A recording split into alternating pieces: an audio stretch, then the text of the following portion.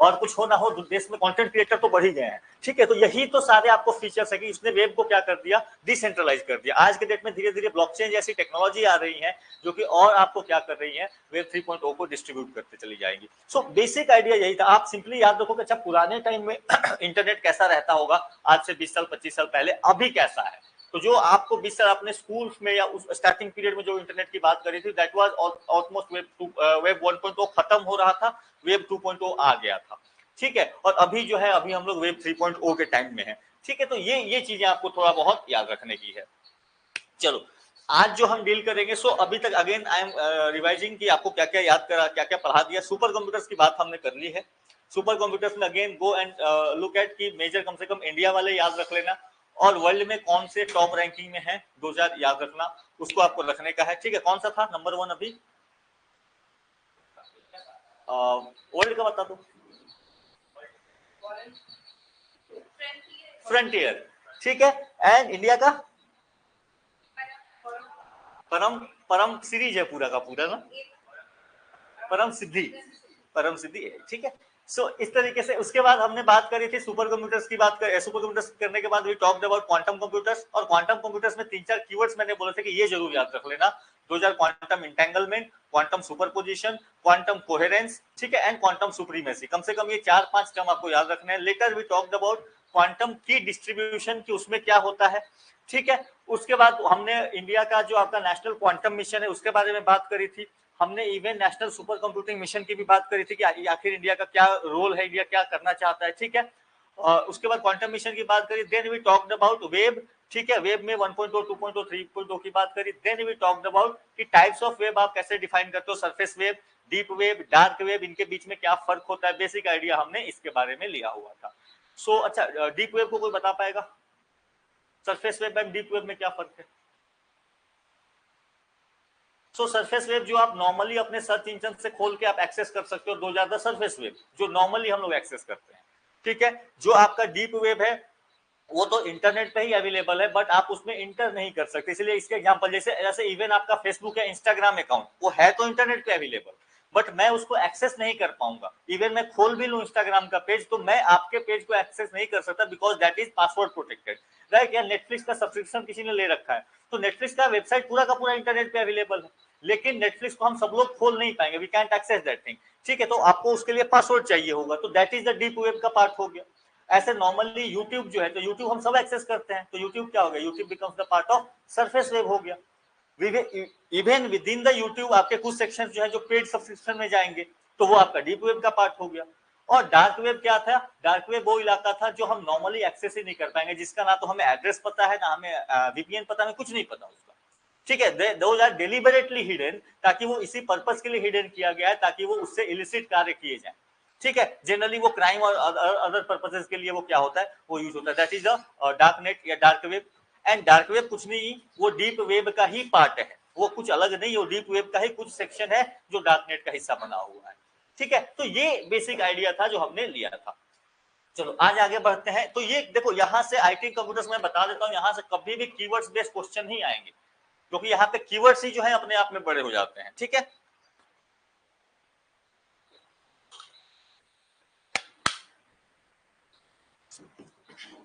चलो आज स्टार्ट करते हैं blockchain. And before starting the blockchain थोड़ा सा समझ लो कि पहले क्या हुआ करता था। पहले लेट सपोज कि मुझे बैंक का लेजर मेंटेन करना है। लेजर समझते हो? लेजर मतलब जहां पे बैंक का खाता, खाता मतलब सिंपली लेजर होता है कि कहां से पैसा आया, कहां पैसा गया, वो मेंटेन किया हुआ। तो इसमें क्या होता है, जनरली अलग अलग टेक्निक्स होते हैं लेजर मेंटेन करने के, लेकिन यहाँ पे क्या होता है कि एक सेंट्रलाइज्ड एजेंसी होती है, जो भी जो मान लो इन द केस आपका बैंक है या आरबीआई है, तो सेंट्रलाइज्ड एजेंसी है, वो सारे ट्रांजेक्शन वो क्या कर रही है, ट्रैक कर रही है और अपने अकाउंट बुक में मेंशन करते चली जा रही है। उसने एक साइड बना रखा है यहाँ पे आपका इनकम कहाँ से हुआ और यहाँ पे एक्सपेंसेस कहाँ से हुआ। तो इस तरीके से जो आपका आरबीआई एंड ऑल है, they are maintaining the ledger, ठीक है। इसको कहते हैं सेंट्रलाइज्ड लेजर, क्योंकि ये खाता आपको एक्सेस करने नहीं मिल सकता, आप इसमें छेड़छाड़ नहीं कर सकते। जो भी ट्रांजेक्शन होगा आरबीआई के ऑफिशियल्स उसको नोट करेंगे and they will put it here. बाद में एक कॉन्सेप्ट आया, एक पर्सन आया जिसका नाम था सतोशी नाकोमोटो,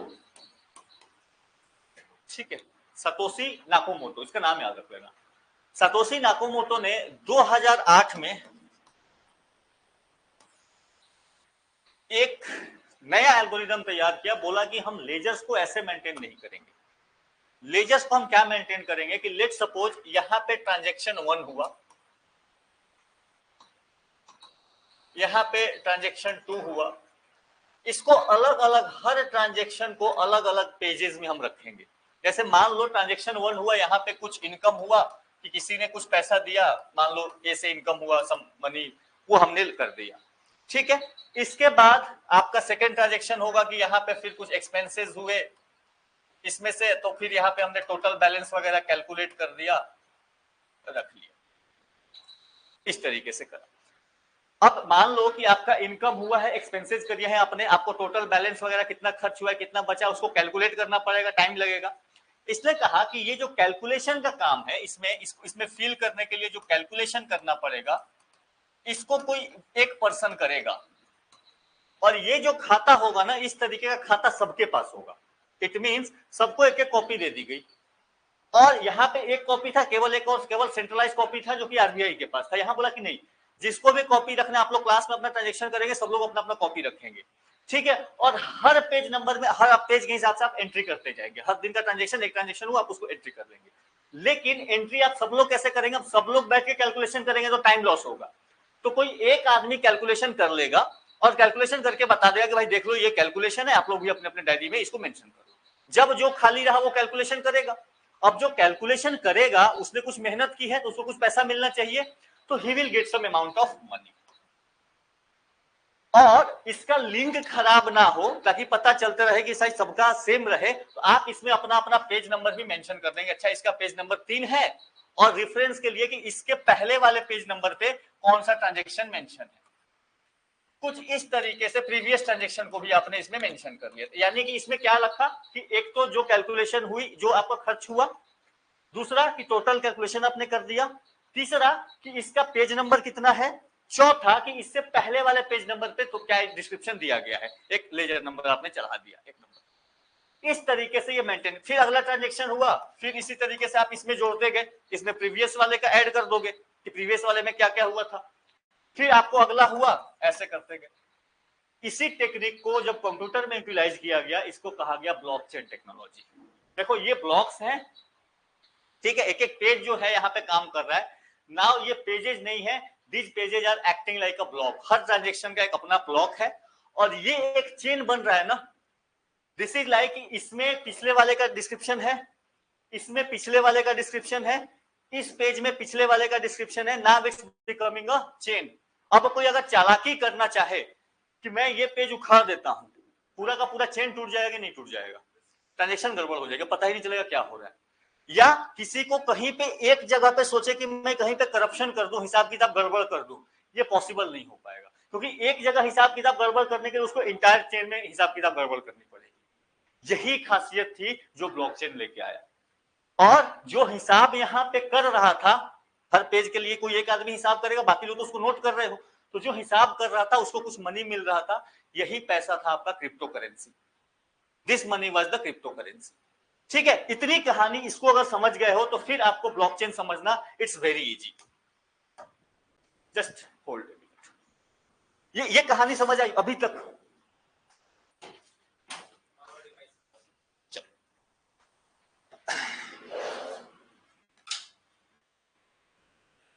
देखो मैंने सिंपली क्या बोला कि पहले क्या हुआ करते थे बैंक्स। देखो क्योंकि यही टर्म्स बार बार आते हैं ब्लॉकचेन में, आप इसको नॉर्मली याद करके रखोगे तो याद करना आसान होगा। लिंक करके रखो क्या हो रहा। तो क्या हो रहा था कि पहले के टाइम में आपका जो लेजर हुआ करता था वो सेंट्रलाइज लेजर हुआ करता था। सेंट्रलाइज लेजर का मतलब क्या है कि आरबीआई है या कोई एक एजेंसी है, मान लो इस क्लास में मैं एजेंसी हूं, मैं मेंटेन करूंगा, तुम लोग जो भी खर्च करोगे, जो भी पैसा मुझे दोगे या खर्च करोगे अपनी नॉर्मल लाइफ में, वो मैं उसका हिसाब किताब मेंटेन रखूंगा। सेंट्रलाइज लेजर वो केवल और केवल मैं एक्सेस कर सकता हूं, और उसमें एंट्री या उसमें से कुछ काटना है, कुछ खर्च ये भी हुआ, वो सब काम केवल और केवल मैं करूंगा। Only I will do this. इसको कहते हैं सेंट्रलाइज लेजर सिस्टम। कोई एक पर्सन है, उसके पास कंट्रोल है। इसके बाद ये आदमी आया, सातोशी नाकामोटो, नाम याद जरूर रखना इसका, ठीक है। हालांकि एनोनिमस है, यही आदमी था भी कि नहीं ये भी श्योर नहीं, ठीक है, कारण कि इसने किसने ब्लॉकचेन को बनाया है, नो वन नोज, ठीक है। हाँ जी, नहीं नहीं, ओवर द पीरियड नहीं, 2008 में इसने बना के दिया था, बट उसका नाम उसने नहीं बताया क्योंकि it was like challenging the central government. आप इस पे बात करेंगे, ठीक है।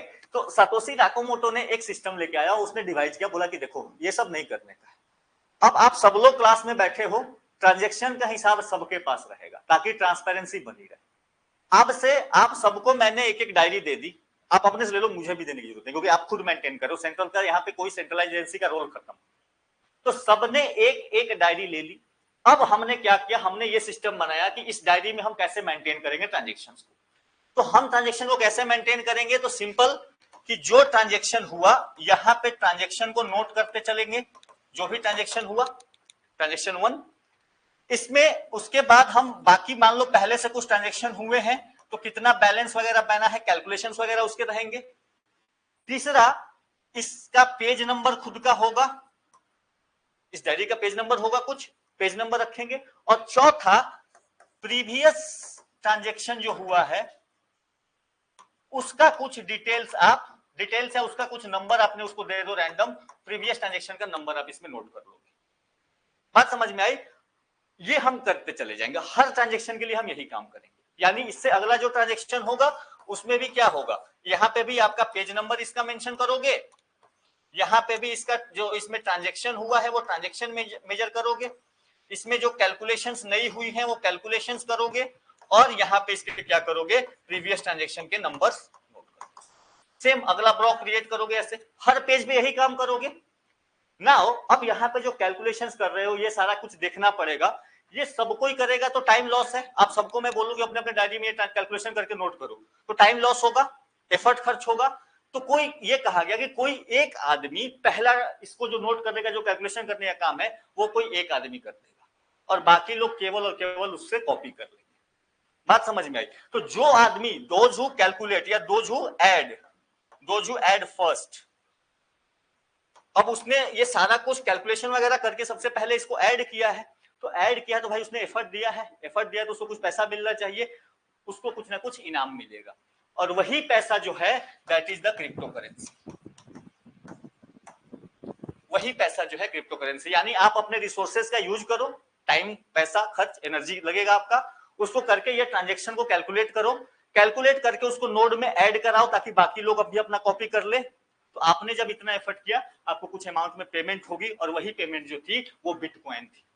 तो इसने पहला ब्लॉक अपने खुद से बनाया, पहला ब्लॉक, पहला ट्रांजेक्शन कर दिया, बोला कि ये बिटकॉइन की स्थापना की, 50 बिटकॉइन खुद रख लिए, ठीक है। उसके बाद अगला आदमी जैसे उसने ट्रांजेक्शन करा उसको फिर 50 बिटकॉइन दिए, तो स्टार्टिंग में 50-50 बिटकॉइन मिल जाते थे, ठीक है। आज के डेट में सोच लो कि बिटकॉइन, एक बिटकॉइन की वैल्यू कितनी है, ठीक है। तो 50 बिटकॉइन वो गिफ्ट के तौर पे मिलते थे पहले 50 ट्रांजेक्शन के लिए, तो ना यू कैन इमेजिन। तो ये कहानी हुई थी, ठीक है। अब देखो इसी सिस्टम को हम कहते हैं आपका ब्लॉकचेन टेक्नोलॉजी। यहां पे हर transaction is acting like a block, और ये आपको एक चेन से जुड़ा है, क्योंकि जैसे ही इस पेज को निकाल के फेंकोगे बाहर, अब आप किसी भी, आपका सीक्वेंस मैच ही नहीं करेगा, क्योंकि ये खत्म हो चुका है ना, प्रीवियस ट्रांजेक्शन का नंबर इसमें मेंशन था वो चला गया, ठीक है। तो ये आपका पूरा का पूरा सिस्टम आपका क्या हो जाएगा, क्रैश कर जाएगा, आप उसको आप कहीं से एक जगह से नहीं कर सकते। इसके अलावा इसमें चोरी करना भी मुश्किल है, मेरे पास रहता मेरा मन, कुछ भी लिखूं मैं, कौन चेक कर रहा है, ठीक है, या तुम्हारे सामने दिखा दिया बाद में चेंज कर दिया। लेकिन यहां पे अगर किसी को चेंज करना होगा वो बीच से चेंज ही नहीं कर पाएगा, ओनली थ्रू उसको एक नया नोड यहाँ पे ऐड करना पड़ेगा, या अगर वो चेंज करना भी चाहे तो उसको क्या करना पड़ेगा, आप सबकी डायरी में जाकर वहां पे एंट्री चेंज करनी पड़ेगी। बात समझ में आई? किसी एक डायरी में एंट्री चेंज करेगा तो वो कहानी उसकी होगी नहीं। यही पूरा का पूरा कॉन्सेप्ट आपका ब्लॉकचेन का है, ठीक है। लेट्स सी कि अब ये कैसे काम कर रहा है। So this is blockchain technology.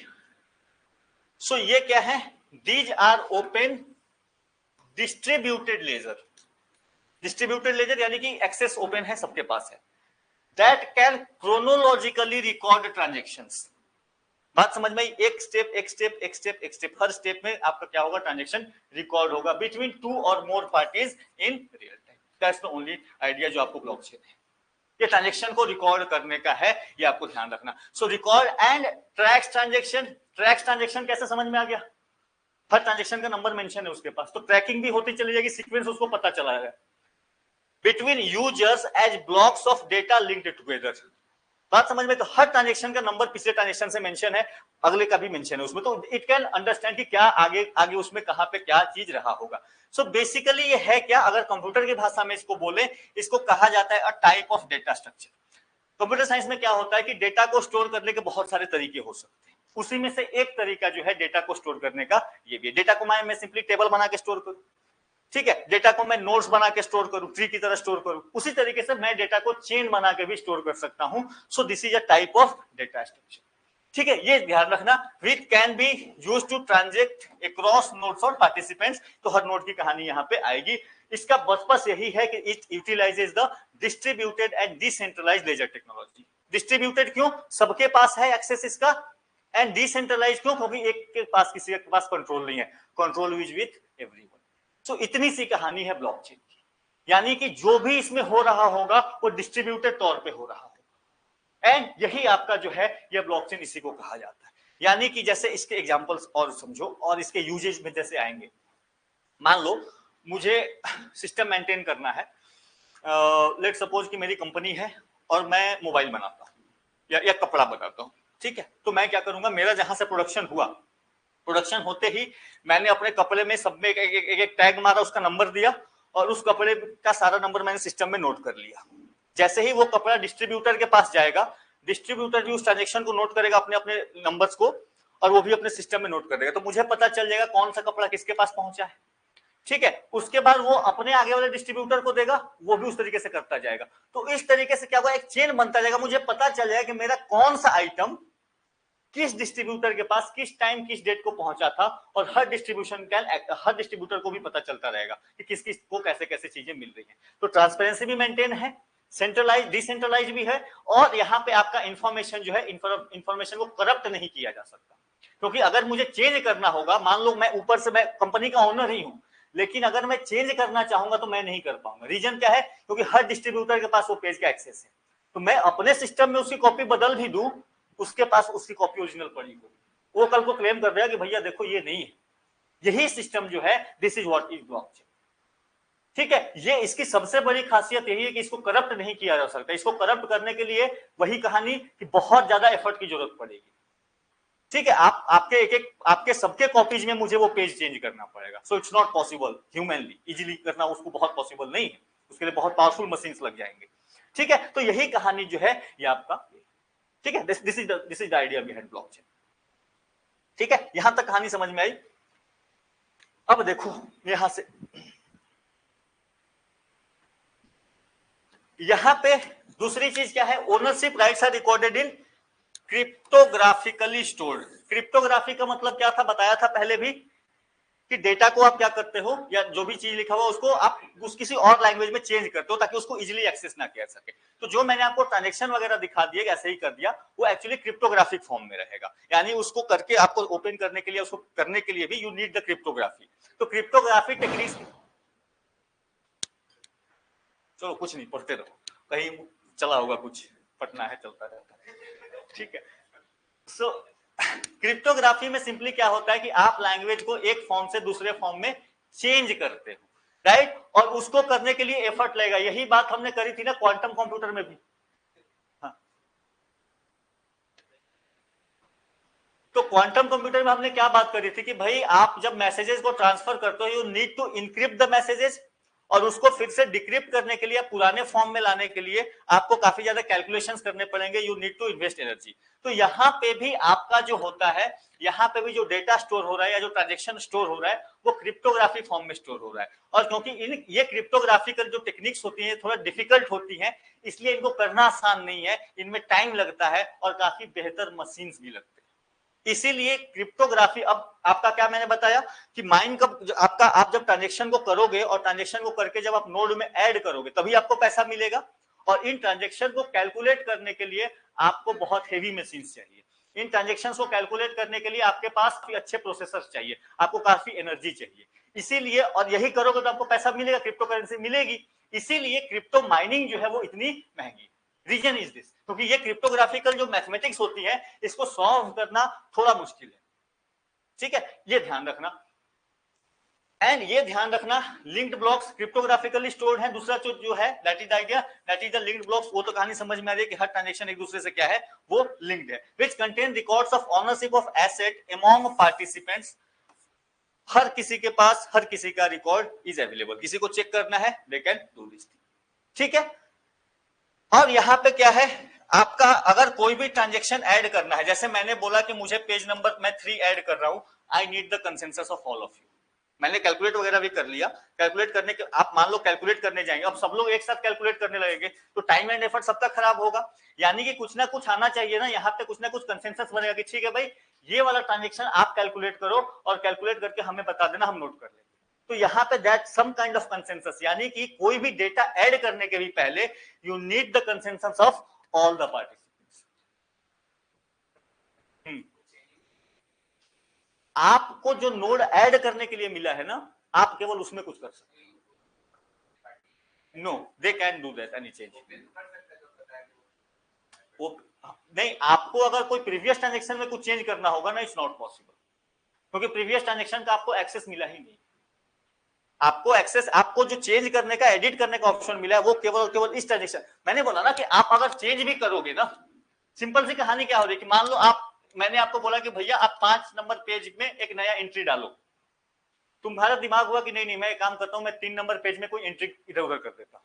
तो जैसे ही आप अपने अकाउंट में 3 नंबर पेज में एंट्री इधर उधर करोगे, यहां का ट्रांजेक्शन इधर उधर हो जाएगा, ये इफेक्ट करेगा 4 नंबर वाले पेज पे जो ट्रांजेक्शन हुआ है। और आप ये चेंज केवल अपने में कर सकते हो ना। मैं तो अपना जब ऐड करने के पहले मैं वेरीफाई करूंगा, मैं तो जब अपना 5 नंबर पेज ऐड कर रहा हूं, तुमने कैलकुलेशन करके मुझे बताया कि ये है, लो कॉपी कर लो। मैं कॉपी करने के पहले वेरीफाई करूंगा कि अच्छा मेरा 5 नंबर पेज, मेरा यहाँ पे अमाउंट क्या मेंशन था, यहाँ पे क्या अमाउंट मेंशन है, क्या तुमसे मैच कर रहा है कि नहीं कर रहा है। जैसे ही नहीं मैच करेगा, I will put a red flag कि भाई कुछ ना कुछ तुमने गड़बड़ कर दी। तो अब चेक करोगे कहां से ये गड़बड़ उठा है। तो इसीलिए आप कर ही नहीं पाओगे। आप चेंज करने के लिए आपको सबकी सहमति चाहिए होगी, तभी आप ट्रांजेक्शंस को पिछला चेंज कर पाओगे। इवन नया ऐड करने के लिए आपके सबके कॉन्सेंसस चाहिए। एवरीवन विल एग्री कि ठीक है भाई आप ये ब्लॉक ऐड करो, then only you can add that block, as simple as that, ठीक है। So that is what the respective consensus of network participant call nodes. तो हर पार्टिसिपेंट को एक नोड्स का नाम दे दिया, that's the thing. So यहाँ पे इसी वजह से इसको कहा जाता है कि there is a continuous mechanism of control regarding manipulation। करना मुश्किल है, एरर्स होने के चांसेस कम है क्योंकि हर participant is checking that thing, and data quality आपकी मेंटेन रहेगी। यानी आपका हर डेटा हर तरीके से क्या होगा, एक तरीके से इम्यूटेबल हो जाता है ब्लॉकचेन, आप उसको बदल नहीं पाओगे। यही ब्लॉकचेन की सबसे बड़ी खासियत है। एक तो हर ट्रांजैक्शन को ये ट्रैक कर सकता है, और दूसरी की ये डेटा आपका इनकरप्टिबल फॉर्म में हो जाता है। आप अगर करप्शन थोड़ा बहुत सोचोगे कि इधर मैं स्कैंडल कर दूं, वो पॉसिबल ही नहीं होगा। ये खासियत जो है ये आपकी ब्लॉकचेन टेक्नोलॉजी की चल रही है। सो देखो यहाँ पे कुछ इसी तरीके की कहानी, और ट्रांजैक्शन रिक्वेस्ट करने की बात करी गई, ठीक है। उस ट्रांजैक्शन को रिप्रेजेंट करता हुआ एक ब्लॉक क्रिएट हुआ, वो ब्लॉक सबको भेजा गया कि भाई देख लो ये ट्रांजैक्शन है। जैसे ही ये पूरा हुआ, ये सबने क्या कर दिया, notes ready at the transaction की ठीक है आप ट्रांजैक्शन कर दो, इसको ऐड कर देने का है। एंड देन आपने क्या करा, वो ट्रांजैक्शन जैसे ही ऐड हुआ, जो इसने वो ट्रांजैक्शन करा था, जो कैलकुलेशन करी थी, उसको कुछ पैसा जो है वो मिल गया, और जो ब्लॉक था वो क्या कर दिया गया, ब्लॉकचेन में ऐड कर दिया गया। एक नया ब्लॉक सबके बुक में वो एक एंट्री हो गई, वो ट्रांजैक्शन कंप्लीट हो।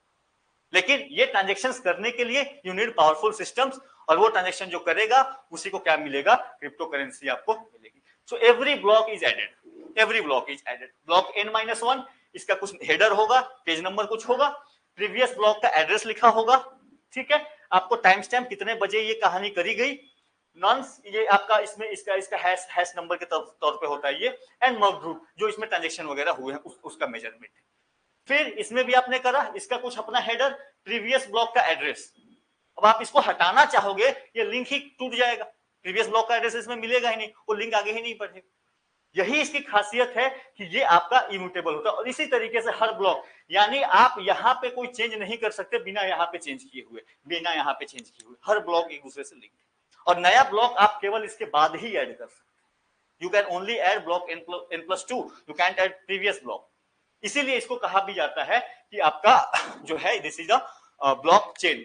इसकी और खासियतों की बात करोगे तो क्या होगा कि डिसेंट्रलाइजेशन की कहानी समझ में आई, सबके पास ट्रांजेक्शन के रिकॉर्ड है। परसिस्टेंसी, जिसके भी मिलाओगे सब में सेम आएंगे, अदरवाइज एक्सेप्ट ही नहीं होगा वो ट्रांजेक्शन। ठीक है, एनोनिमिटी, यहाँ पे एक और बात होती है कि ब्लॉकचेन एनोनिमस रूप से काम करता है, यानी ये जो सेंट्रलाइज तरीके से नोट्स, मैंने भी सिस्टम लिखा है, मैंने अपना पावरफुल सिस्टम रखा, आई कैन ऑल्सो पार्टिसिपेट। मुझे आरबीआई मतलब वो ट्रांजेक्शन को देखने के लिए मुझे आरबीआई के एग्जाम पास करने की जरूरत नहीं है। इफ आई अग्री कि भाई मैं आपके नोड में कंट्रीब्यूट करूंगा, ये ट्रांजेक्शन मैं भी करूंगा बैठ के, यू कैन ऑल्सो। ठीक है, तो इसीलिए एनोनिमिटी कौन करता है क्या करता है उसका कोई रिकॉर्ड भी नहीं होता। एंड ऑल्सो ऑडिटेबिलिटी, यानी आप एक एक ट्रांजेक्शन को क्या कर पाओगे, ट्रैक कर पाओगे। ये सारी खासियतें ब्लॉकचेन में इसके डिजाइन की वजह से आती है। ठीक है, with this trace blockchain can greatly save cost and improve efficiency। तो कॉस्ट का भी खर्चा बढ़ जाता है कि आपको एक सेंट्रलाइज एजेंसी की जरूरत नहीं है, everyone can do, everyone can participate, that's the कहानी। हालांकि इसके कॉस्ट अब बाद में हम थोड़ा और चर्चा करेंगे भी।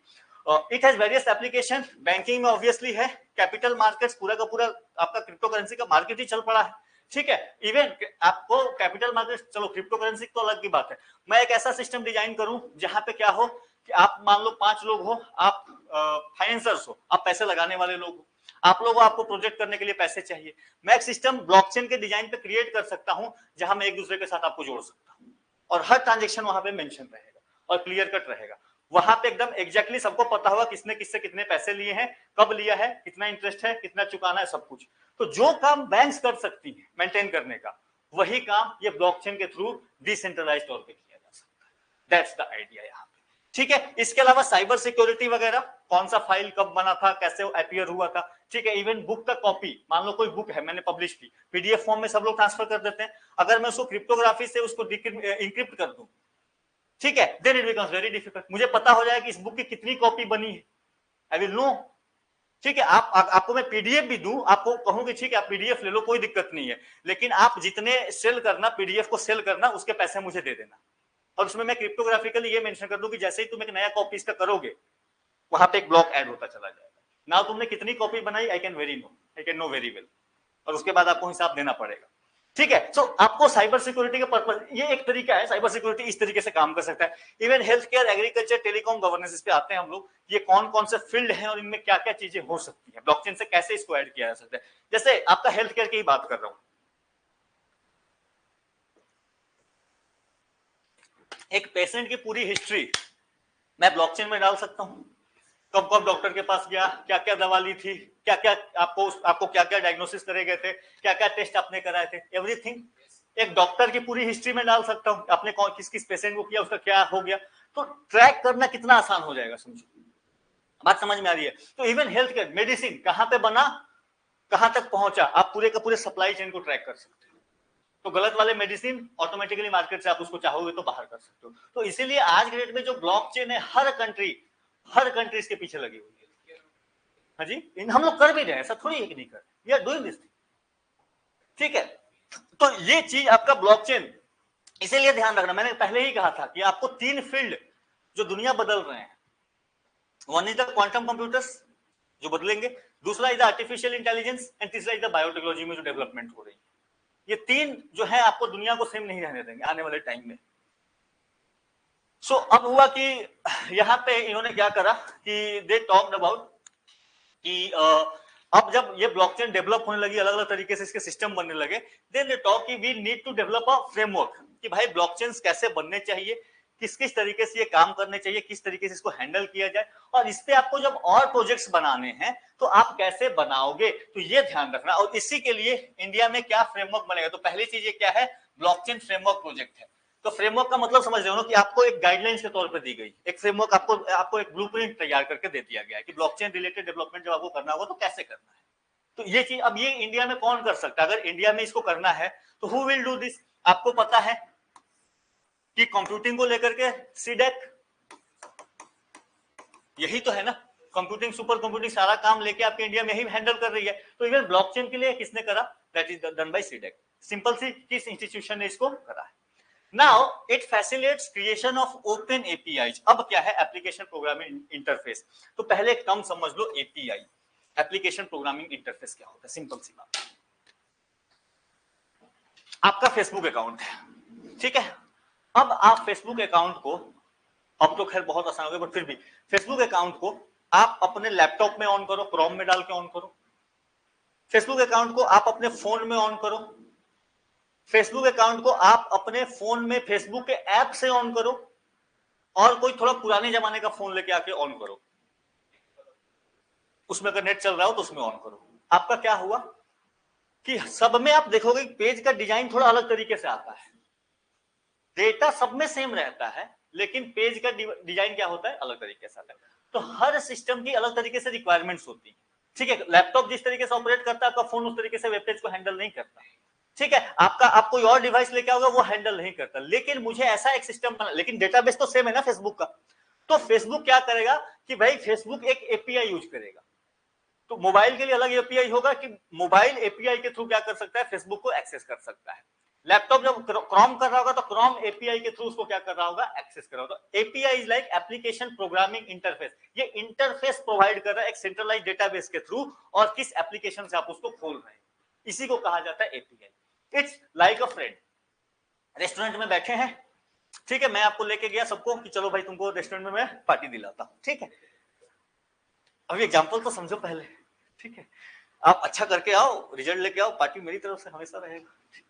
सो चलो क्या बोल रहा था मैं, रेस्टोरेंट में लेके गया, ठीक है। रेस्टोरेंट में लेके गया, अब क्या हुआ कि एक वेटर है, वेटर ही मुझे किचन से खाना लेके दे सकता है। इट्स लाइक फेसबुक का सर्वर है, एक ही है, एक्सेस मुझे वहीं से मिलेगा। और आप लोग क्या हो, आप लोग अलग अलग ब्राउजर्स हो, कोई क्रोम है, कोई मोबाइल है, कोई आपको कोई अलग अलग ले लो, ठीक है। अब आपको क्या होगा, आपको जो भी खाना चाहिए होगा बोलेगे कि भाई आप ऑर्डर मेरे थ्रू करोगे केवल, क्योंकि मुझे भी तो ट्रैक रखना है ना, हिसाब किताब रखना है कितना खर्च हो रहा है। तो आप क्या करोगे, आप मुझे बोलोगे भाई मुझे ये चाहिए, मुझे ये चाहिए, मुझे ये चाहिए। आपने 10 ने अपने अपने डिमांड कर दिए, मैंने उसको नोट किया, और मैं नोट करता गया, मैं वेटर को बताता गया। Now I am acting like the API, ठीक है। I am acting like the API कि आपकी क्या रिक्वेस्ट है, और एक सर्वर के बीच में मैं एक ये के तरीके से बचाऊं, क्योंकि हो सकता है ना किसी को इंग्लिश ना आती, कोई हो सकता है किसी को भोजपुरी ही केवल आती, और मुझे तो कम्युनिकेट उससे एक स्टैंडर्ड लैंग्वेज में करना पड़ेगा। वो सपोज करो कि चाइनीज है, तो मुझे तो एक स्टैंडर्ड तरीके से उससे डेटा को हैंडल करना पड़ेगा, और आपका स्टैंडर्ड कुछ और है, तो वो मैं क्या कर रहा हूं, उसको मैं कॉम्पैटिबल बनाता हूं, that is known as the API, ठीक है। तो यहां पे क्या हुआ कि गवर्नमेंट ने ये कहा कि भाई आप जो है ब्लॉकचेन टेक्नोलॉजी का यूज हम अलग अलग फील्ड में कर सकते हैं। अब मान लो कि इस इंस्टीट्यूट को ब्लॉकचेन टेक्नोलॉजी का यूज करना, जस्ट फॉर एग्जांपल, अब हम क्या करें, हम स्क्रैच से बनाए क्या ब्लॉकचेन बेस्ड सारा का सारा चीज, तो मुश्किल हो जाएगा करना। तो हम क्या करेंगे कि कोई ऐसी कंपनी हो जो ब्लॉकचेन बेस्ड सर्विसेज को देती हो। अब अगर कोई ब्लॉकचेन बेस्ड सर्विसेज को देती हो और उससे मेरा वेबसाइट को कनेक्ट करना है, तो आई नीड अ बीच में क्या एपीआई चाहिए होगा, क्योंकि मेरा अकाउंट पहले से बना हुआ है, मैं उसमें सारा कुछ चेंज नहीं करने वाला। तो यही काम यहाँ पे इन्होंने करा कि आप क्या करोगे, facilitate creation of open API for smooth integration, कि कोई आपको ब्लॉकचेन का सर्विस दे रहा है, उसके लिए आपको एपीआई बनाना पड़ेगा। तो उसके लिए सीडेक ने ये प्रोजेक्ट क्या करा है, इन्होंने स्टार्ट करा है। एंड प्रोविजन ऑफ बास, ये बास क्या है, this is blockchain as service. आते हैं इस पे और थोड़ा सा खास, blockchain as a service. Blockchain as a service क्या है, क्या हो गया, इसे अभी भी इशू कर रहे हैं।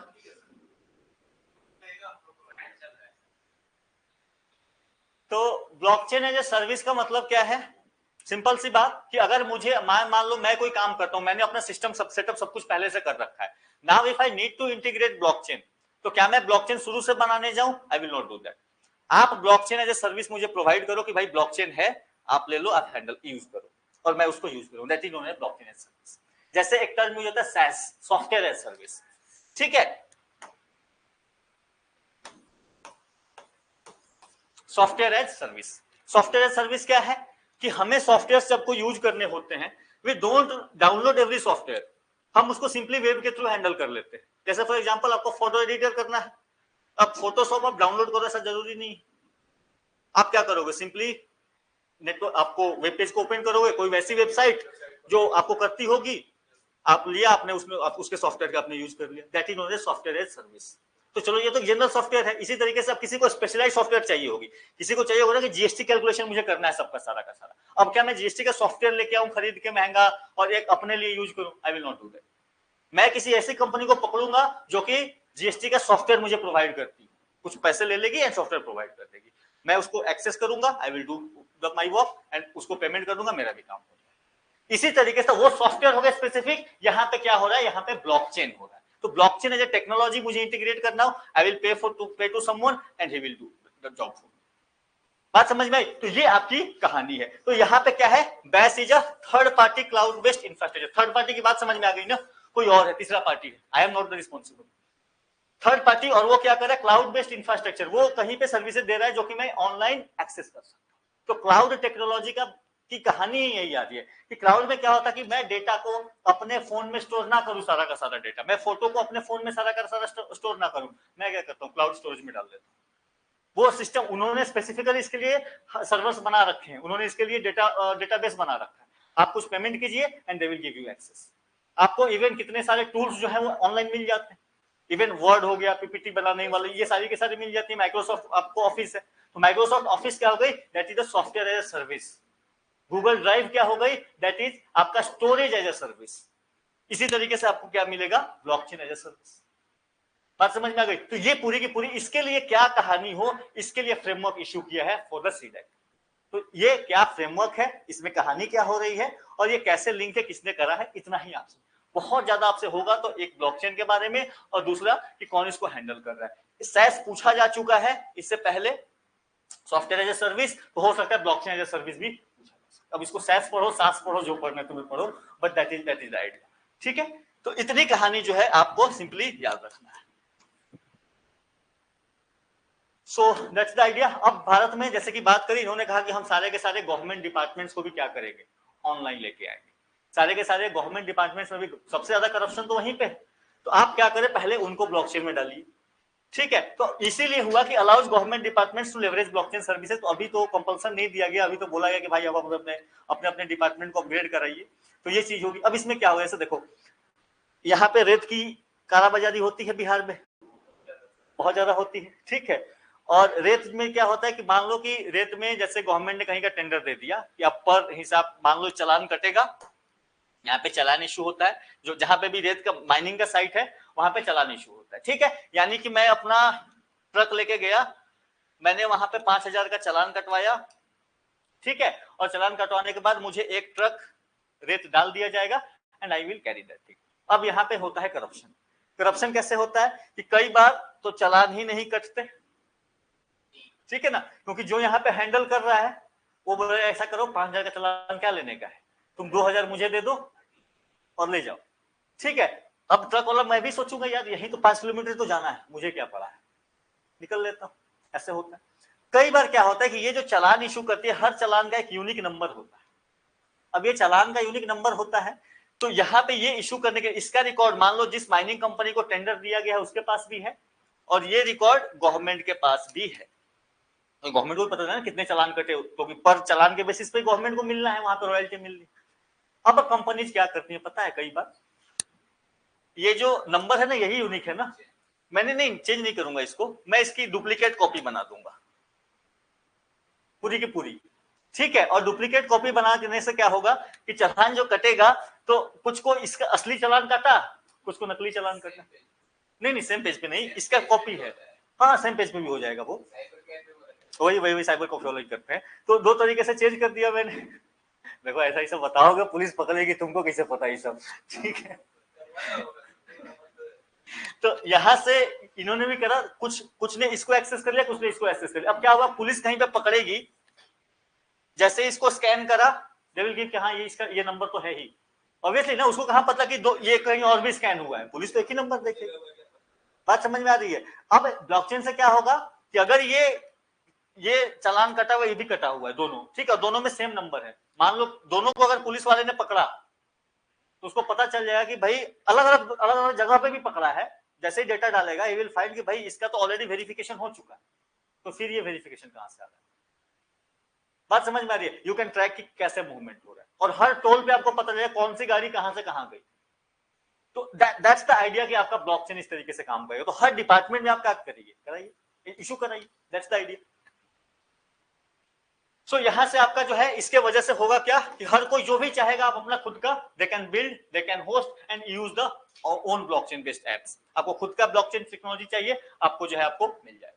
तो ये आपका ब्लॉकचेन एज ए सर्विस आपको ये चीज प्रोवाइड करेगी। तो सिंपली याद रखना कि जो आप सॉफ्टवेयर एज ए सर्विस ले रहे हो, फोटोशॉप एज ए सर्विस ले रहे हो, वही काम आपको ब्लॉकचेन एज ए सर्विस में भी वही कहा। आपको ब्लॉकचेन बेस्ड टेक्नोलॉजी आपको सॉफ्टवेयर के थ्रू या क्लाउड स्टोरेज के थ्रू आपको वो कहानी जो है वो एक्सेस हो जाएगी। That's the idea behind blockchain. So blockchain as service आप इसको थोड़ा सा देख लेना, इसमें क्या होगा, blockchain network, hosting, administrator toolkit and integration. तो यहाँ पे क्या है कि एक सर्विस प्रोवाइडर है, उसने डेटा स्टोर किया हुआ है, ठीक है। अब आपको चाहिए होगा कि भाई I try to edit my thing, आप एडिट कर लो। आपको उसमें कुछ ऐड करना है, you can add that thing, ठीक है। आपको अपना वेबसाइट को इंटीग्रेट करना है, you can integrate that thing. तो वो सारा का सारा काम जो है वो ब्लॉकचेन एज ए सर्विस में आपको प्रोवाइड करेगा। देयर इज अ हाइपरलेजर, यानी एक मेजर उसके पास है जो जिसमें सबके वो अकाउंट को क्या कर सकता है, मैनेज कर सकता है। तो दिस इज आइडिया बिहाइंड। नहीं, यहाँ पे देखो, अब ब्लॉकचेन जो मैंने आपको बताया ना पहले, उसका काम वो है, उसका एल्गोरिदम जो बेसिक पहला आइडिया आया था कि इस तरीके से एल्गोरिदम काम करेगा। अब क्या किया इन्होंने, अब दुनिया आगे बढ़ गई, इन्होंने कहा अच्छा तुम डिसेंट्रलाइज करोगे, मैं इसको फिर से सेंट्रलाइज कर देता हूं। अब कंपनीज ने क्या किया कि 500 सर्वर्स ले लिए, 500 नोड्स खुद ही क्रिएट कर दिए, और 500 नोड में आप ब्लॉकचेन के तौर पे आपको सर्विस प्रोवाइड कर रहे हैं। पहला आपका जो सतोशी का आइडिया क्या था कि हम 50 कॉपीज में मेंटेन रखेंगे तो कॉपीज क्लियर रहेगी सबके पास। मैंने कहा कोई बात नहीं, तुम करो, मैं ऐसा हूं, मेरे पास पैसा बहुत है, मैं 500 कॉपीज खरीद के रख लेता हूं, ठीक है। आपको चाहिए ट्रांजेक्शन, आप आओ, आपके ट्रांजेक्शन में एंटर करता रहूंगा, मैं ही सब कर रहा हूं। अब कंपनी जो बनी, कंपनी इस डायरेक्शन में चली गई। बात समझ रही? तो हर, हाँ जी, करप्शन नहीं हो गया, ये डेवलपमेंट है। नहीं, ये पैसा लेके खाने की बात नहीं है, ये पैसा आपके पास मशीन खरीदने के लिए पैसा चाहिए ना। बोला कि ये इसमें दिक्कत क्या थी कि ब्लॉकचेन वही लोग यूज करेंगे, अलग अलग लोगों के पास सर्वर होगा। तो ब्लॉकचेन को जो मान लो उस एल्गोरिथम में उसको थोड़ी ना पता है कि अच्छा ये कौन पर्सन, ये कौन पर्सन, तो बस मशीन को पहचानता है, उसको तो बस मशीन से मतलब है ना कि अच्छा ये मशीन भी काम करी, ये भी कर रही है, ये भी कर रही है, ये नहीं करिए, मैं क्या करूंगा, मैं 100 मशीन लाकर मैं ही लगा दूंगा।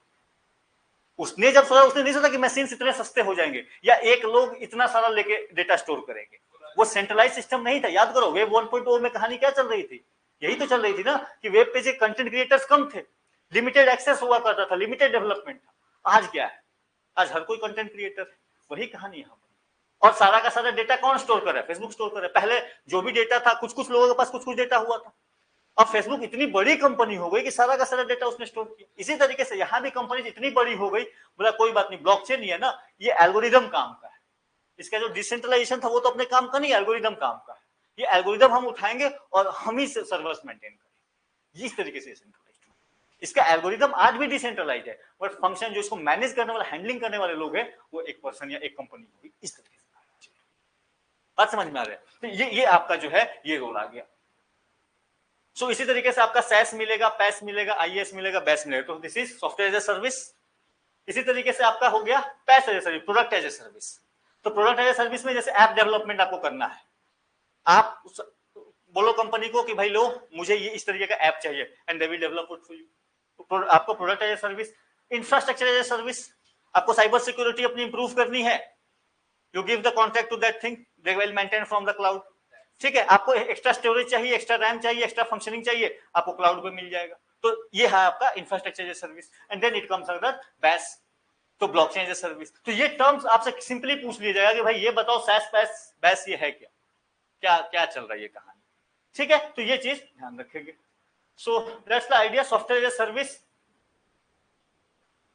से this is a cloud based. तो पहली चीज ध्यान रखना, ये जितनी एज ए सर्विस चल रही है सारी की सारी क्लाउड बेस्ड है। ठीक है, अब या इसमें एक और टर्म आगे यूज करेंगे एज बेस्ड, बट अभी जो है मैक्सिमम 2000 क्लाउड बेस्ड। एंड यहाँ पे क्या हो रहा है कि क्लाउड प्रोवाइडर जो है वही सारा का सारा आपका सॉफ्टवेयर और जो भी सर्विसेज देने का काम है वो प्रोवाइड करता है। आप उसको थोड़ा सा फीस दे देते हो और वो आपका काम जो है वो करके दे देता है। एग्जांपल्स आप देख लो, email services, toolkit, MS office, cloud based data storage, Google drive, ये सारे सिंपल एग्जांपल्स, ये सारे सॉफ्टवेयर सर्विस हम यूज करते हैं। हमें पता नहीं होता है ये टर्म क्या है, but we use this things. ठीक है, सिंपली। और साथ ही साथ आप क्या कर सकते हो, यू कैन ऑल्सो कस्टमाइज, यानी आपको, आप मान लो थोड़ा सा एक्स्ट्रा पैसा खर्च करोगे तो आप अपने अपने हिसाब से कस्टमाइज करोगे, मुझे कितना डेटा चाहिए, किस फॉर्म में अपने अपने फोल्डर्स को रखना है, डेटा को मैं कैसे अलग अलग करूंगा। अब जो कंपनीज हैं जो बहुत सारा डेटा स्टोर कर रही हैं, ऑब्वियसली वो अपने लिए एक स्पेशलाइज आपको गेटवे बनवाती है, भाई मेरा ऐसा दिखना चाहिए, मेरा डेटा इस तरीके से होना चाहिए, इनको इसके पास एक्सेस होना चाहिए। तो आप उसी को क्या कहते हो, that is known as customisation. अपने अपने हिसाब से आप उसको कस्टमाइज करा रहे हैं, ठीक है। User interface and data fields, और यहां से SaaS users can access data through mobile devices, ये तो आज के डेट में कॉमन हो चुका है। तो पहले जो मुश्किल होता था कि नहीं कुछ कुछ चीजें आप मोबाइल से नहीं ओपन कर सकते, आज के डेट में मोबाइल ही स्मार्ट हो गया, SaaS इजी नहीं हुआ। इसी तरीके से मुझे एक टर्म मिला डम्ब फोन। हाँ, तो मुझे लगा ये डम्ब फोन क्या है, आई वाज लिटरली कि डम्ब फोन क्या चल रहा है। फिर मैंने पढ़ा अच्छा ये स्मार्टफोन हो गया, तो ये डम्ब फोन हो गया। जो कीपैड वाला फोन था वो आपका डम्ब फोन हो गया, तो फोन स्मार्ट हो गया। हाँ जी।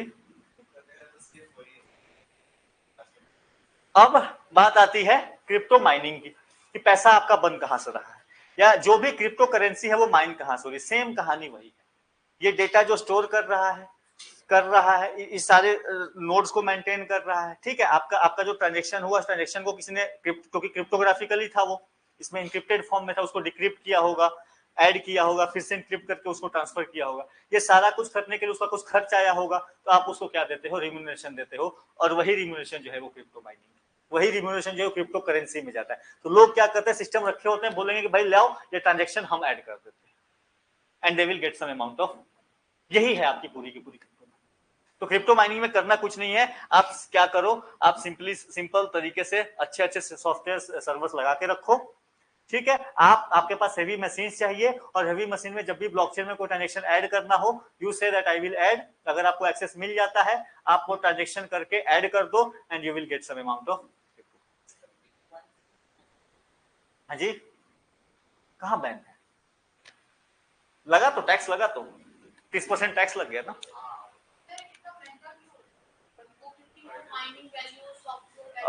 नहीं, देखो मैंने बताया ना, पहले पहले जब आया था बिटकॉइन, तो गिफ्ट के रूप में 50-50 बिटकॉइन दे रहा था, ठीक है। ये महंगा हो गया because demand and supply, economics, यहाँ पे इकोनॉमिक्स आ गया।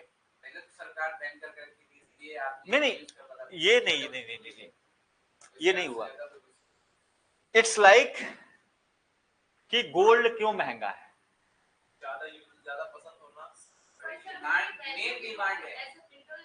एज अ मिनरल उतना वैल्यू हो सकता है, बट आप मान लो हमारे लिए क्या यूज क्या है,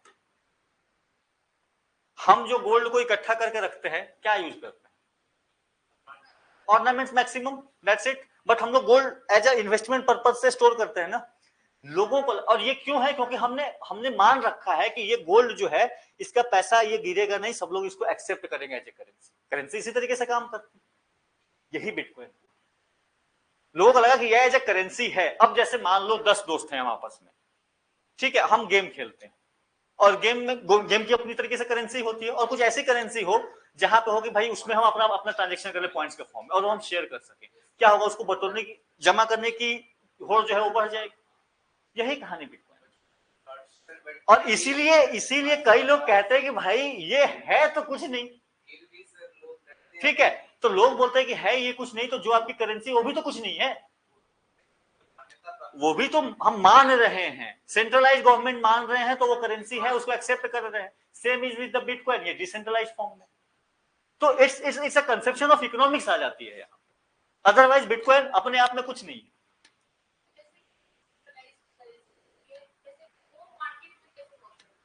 डिसेंट्रलाइज करेंसी, अब मान लो मेरे पास बिटकॉइन है, एंड आई विल से कि भाई मुझे कुछ काम करना है, मुझे ये चीज चाहिए, आपसे गाड़ी खरीदनी है, आप क्या बिटकॉइन में पैसे लोगे? आपको लगेगा नहीं अच्छा अच्छा करेंसी मुझे भी जमा करना है, दे दो मुझे। नहीं, बहुत बहुत जगहों पे वो कंट्री स्पेसिफिक है। लोग ऐसा करता है घर के मार्केट, अरे वो बोला तो वो कंट्री स्पेसिफिक है। अब ये कैसे चल रहा है, कंट्री स्पेसिफिक दूसरा। अरे सुन लो थोड़ा सा, ये कैसे काम करता है, जब तक इसको समझोगे नहीं तो परेशान हो जाओगे। अब क्या हुआ, बिटकॉइन है, मैं भी थर्ड पर्सन हूं, मुझे भी बिटकॉइन चाहिए, मैंने कहा काम करो बिटकॉइन दे दो, मैं तुम्हें कैश दे देता हूं। तो प्लेटफॉर्म्स ऐसे बने, कंट्रीज ने अलाउ भी कर दिया, लीगल टेंडर कर दिया। तो मान लो कि ठीक है मैं तुमसे ट्रांजेक्ट करूंगा, मैं उस कंट्री में जाकर अपना भंजा लूंगा पैसा, मुझे क्या पड़ा। तो इस तरीके से बिटकॉइन, जिस तरीके से आपकी करेंसी काम करती है ना, बिटकॉइन उसी तरीके से काम करता है। क्या फंक्शन कैसे होता है, उसमें क्या होता है ना, इन्वेस्टमेंट डाला जाता है, कुछ इन्वेस्टमेंट अपना रखा जाता है पैसा, वो ट्रेडिंग है बाबा, वो आप बिटकॉइन नहीं कर रहे हो, आप बिटकॉइन के शेयर ले रहे हैं। डिफरेंस समझो, ये बिल्डिंग है, ठीक है, ये बिल्डिंग बनाने का है। अब मुझे क्या है, मैं इन्वेस्टर हूं, पैसे लगाऊंगा इस बिल्डिंग में, और किसी थर्ड पर्सन से टेंडर लूंगा मैं कि भाई मैं आपका बिल्डिंग बना के दे दूंगा, मुझे 20 लाख दे दो। और बिल्डिंग बनाने में मेरा 10 लाख खर्च है, तो 10 लाख खर्च है, मैंने बिल्डिंग बनाई, तो मुझे कुछ पैसा मिला, वो मेरी इनकम हो गई। अब मैं क्या करूं, उसने बोला कि काम करो, तो पैसे तुम्हें बाद में दे दूंगा, तुम जो है बिल्डिंग बना दो। अब मैं कहां से बनाऊं, तो मैं क्या करूंगा, आप में से कहूंगा कि भाई एक काम करो, 10,000 दे दो, जितना फायदा होगा ना उसमें से 5% तुमको दूंगा, ऐसे पैसा कलेक्ट कर लिया। तो आप जो ट्रेडिंग कर रहे हो, वो क्या कर रहे हो, आप बिटकॉइन जो एज ए कंपनी या एज ए बिटकॉइन जो है, आप उस पे एक तरीके से ये कर रहे हो कि इसका रेट कितना बढ़ेगा तो मुझे कितना फायदा होगा। तो हम आज डेट में क्या हो रहा है कि देखो, आज डेट में बिटकॉइन, अब नॉर्मली लोग क्या रख रहे हैं कि दो तरीके की कहानी चल रही है। एक तो आपको जो है बिटकॉइन माइनिंग की कहानी जो है कि मैं माइनिंग करके पैसा लूं, यानी बिल्डिंग बना के पैसा लूं, ये काम बंद बहुत कम हो चुका है। अब क्या है कि ये स्टॉक्स ऑलरेडी हैं, ये बिटकॉइन ऑलरेडी हैं, और मैंने इकट्ठा करके रखा है। मैंने देखा कि फ्यूचर में इसका दाम बढ़ने वाला, मैं और इकट्ठा करना चाहूँ। तुम भी यही देख रहे हो कि फ्यूचर में इसका दाम बढ़ा, तो भाई कुछ मेरे पास भी आ जाए कि मेरा भी वैल्यू बढ़ जाए। तो आप अब बिटकॉइन के स्टॉक्स ट्रेड कर रहे हो, ना कि बिटकॉइन माइन कर रहे हो मैक्सिमम केसेस।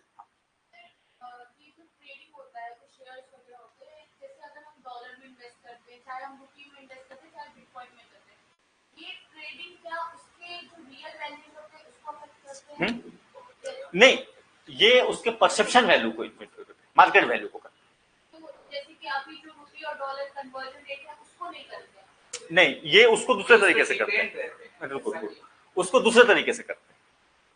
देखो एक फर्क समझो, एक की रियल वैल्यू को करना कि मान लो ये कार है, कार 20 लाख की है आज, कल ये कितने की होगी। तो अगर उसका रेट बढ़ता है, एक्चुअल में कार का वैल्यू बढ़ता है, तो हम बोले कि एक्चुअल में बढ़ रहा है। लेकिन हम बस एज ए ये कि रेस लग गया, मैं 21 देने को तैयार हूं, तुम बोले 22 देने को तैयार हूं, वो बोले 23 देने को तैयार, उसकी एक्चुअल वर्थ कुछ नहीं बढ़ी है, बट क्योंकि डिमांड बढ़ गई है तो उसकी रेट बढ़ गई। ये परसेप्शन वैल्यू की बात हो गई। दूसरे साइड में आपका हो गया कि जब आप बोल रहे हो कि एक कंट्री से दूसरे कंट्री में कर रहे हैं, तो वहां पे क्या होता है, करेंसी फ्लक्चुएशन की बात हो जाती है। अब अचानक से मुझे अमेरिका में पैसे डॉलर, मान लो इंडिया ने बिटकॉइन को बैन कर दिया, लेट सपोज, अब इंडिया ने बिटकॉइन को बैन कर दिया और हमें लग रहा है कि बिटकॉइन बहुत मार्केट में बढ़ेगा, रेट इसका बहुत बढ़ेगा। तो जो पैसे वाले लोग हैं वो क्या करेंगे कि ठीक है इंडिया ने बैन किया है ना, अमेरिका में लगाते हैं जाकर पैसा। ये क्या करना स्टार्ट करेंगे, ये आरबीआई के पास जाकर बोलेंगे भैया ये लो पैसा, रुपया और डॉलर दे दो हमको बहुत सारा। तो मार्केट में क्या हो गया, मार्केट में अचानक से आरबीआई के पास पैसा बढ़ने लगा, डॉलर उससे खींचने लगा, डॉलर की डिमांड बढ़ने लगी इंडियन मार्केट में। तो इंडियन मार्केट में डॉलर का रेट क्या हो जाएगा, बढ़ जाएगा, इंडियन रुपी गिर जाएगी, और ये सारा का सारा डॉलर लेके वो कहां जाएंगे, वो यूएस के मार्केट में जाएंगे। तो यहाँ पे दो कंट्रीज के ये सारा कुछ हुआ क्यों, बिटकॉइन की वजह से हुआ। वो बिटकॉइन में पैसा लगा, उसका डिमांड बढ़ा, वो अलग चीज थी, लेकिन उसके इंपैक्ट में आपका इन करेंसी में भी फ्लक्चुएशन आ गया। स्टॉक्स इसी तरीके से काम करते हैं, इसीलिए एक बैंक से एक किसी कोई एक कंपनी कहीं से गिरी, उसका इंपैक्ट आपको हर जगह से चला जाएगा, क्योंकि पैसे कई जगह से इन्वेस्ट होते हैं। बात समझ में आ रही है। तो ये कहानी आपको चल रही है। हाँ जी, ऐसा किसने कह दिया, किसने कह दिया, कहां देख लिया, जाके पता करना कि अभी बिटकॉइन की क्या हालत है। बिटकॉइन में बर्बाद होते हुए लोगों को देखा है कि नहीं, बिटकॉइन में बर्बाद होते हुए देखा है कि नहीं। थोड़ा खोजना एक बार इंटरनेट पे सर्च करना कि भारत के लोगों ने कितना पैसा खोया है बिटकॉइन में।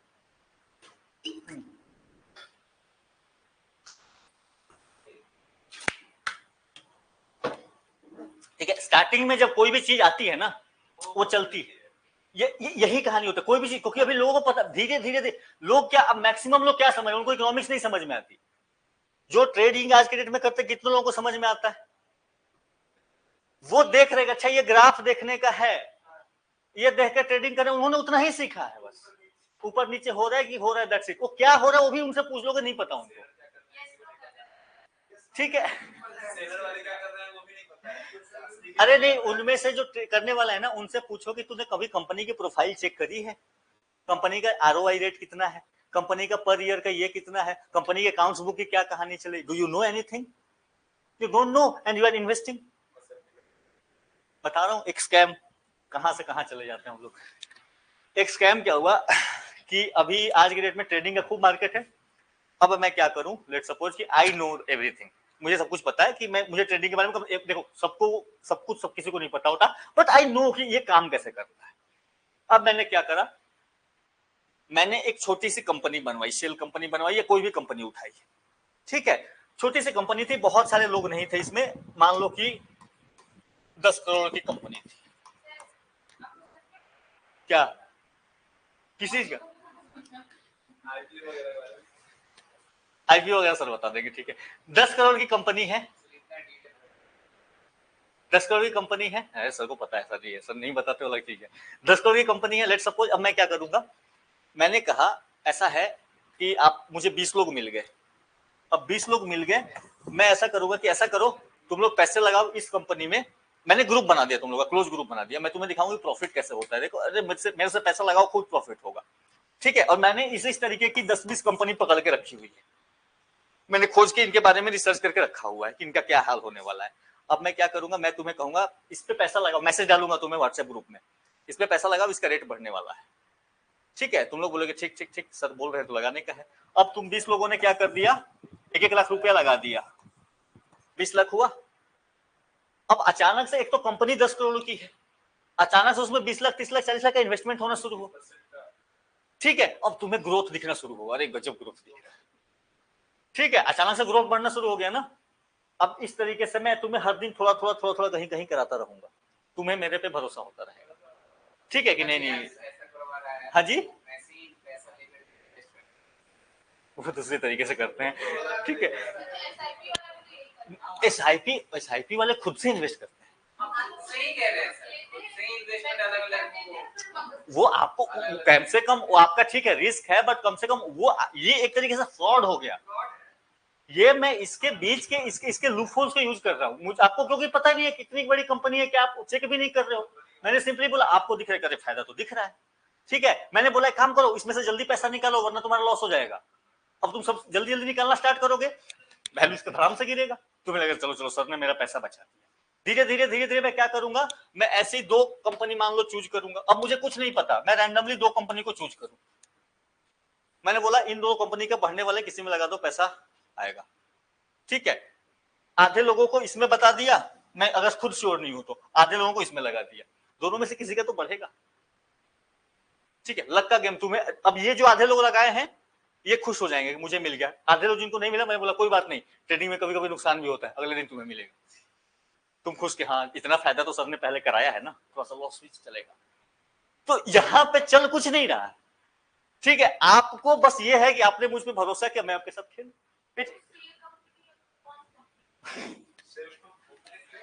अब मैं ये कंपनी खुद से बना दूं एक, ठीक है। पैसे अब इसमें क्या करूं मैं, सुनो, ये सेल कंपनी में खुद से बनाऊं, इसमें 5 करोड़ रुपया खुद से लगाऊं, ठीक है।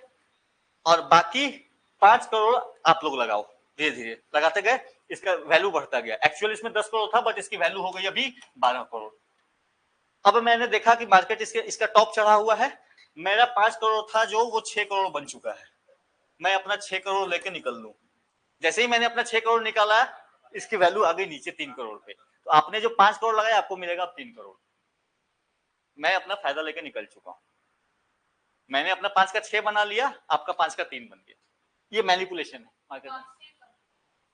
ये अगर मैंने स्पेसिफिकली इसी पर्पस के लिए बनाई है तो ये सेल कंपनी है, ठीक है, बस दिखाने के लिए। हाँ चल रहा। या सेल कंपनी ये भी हो सकती है कि मैं किसी कुछ और काम करता हूँ, मेरे पास मेरा मान लो बहुत पैसा है मेरे पास, ठीक है नहीं एक्चुअल में, ठीक है।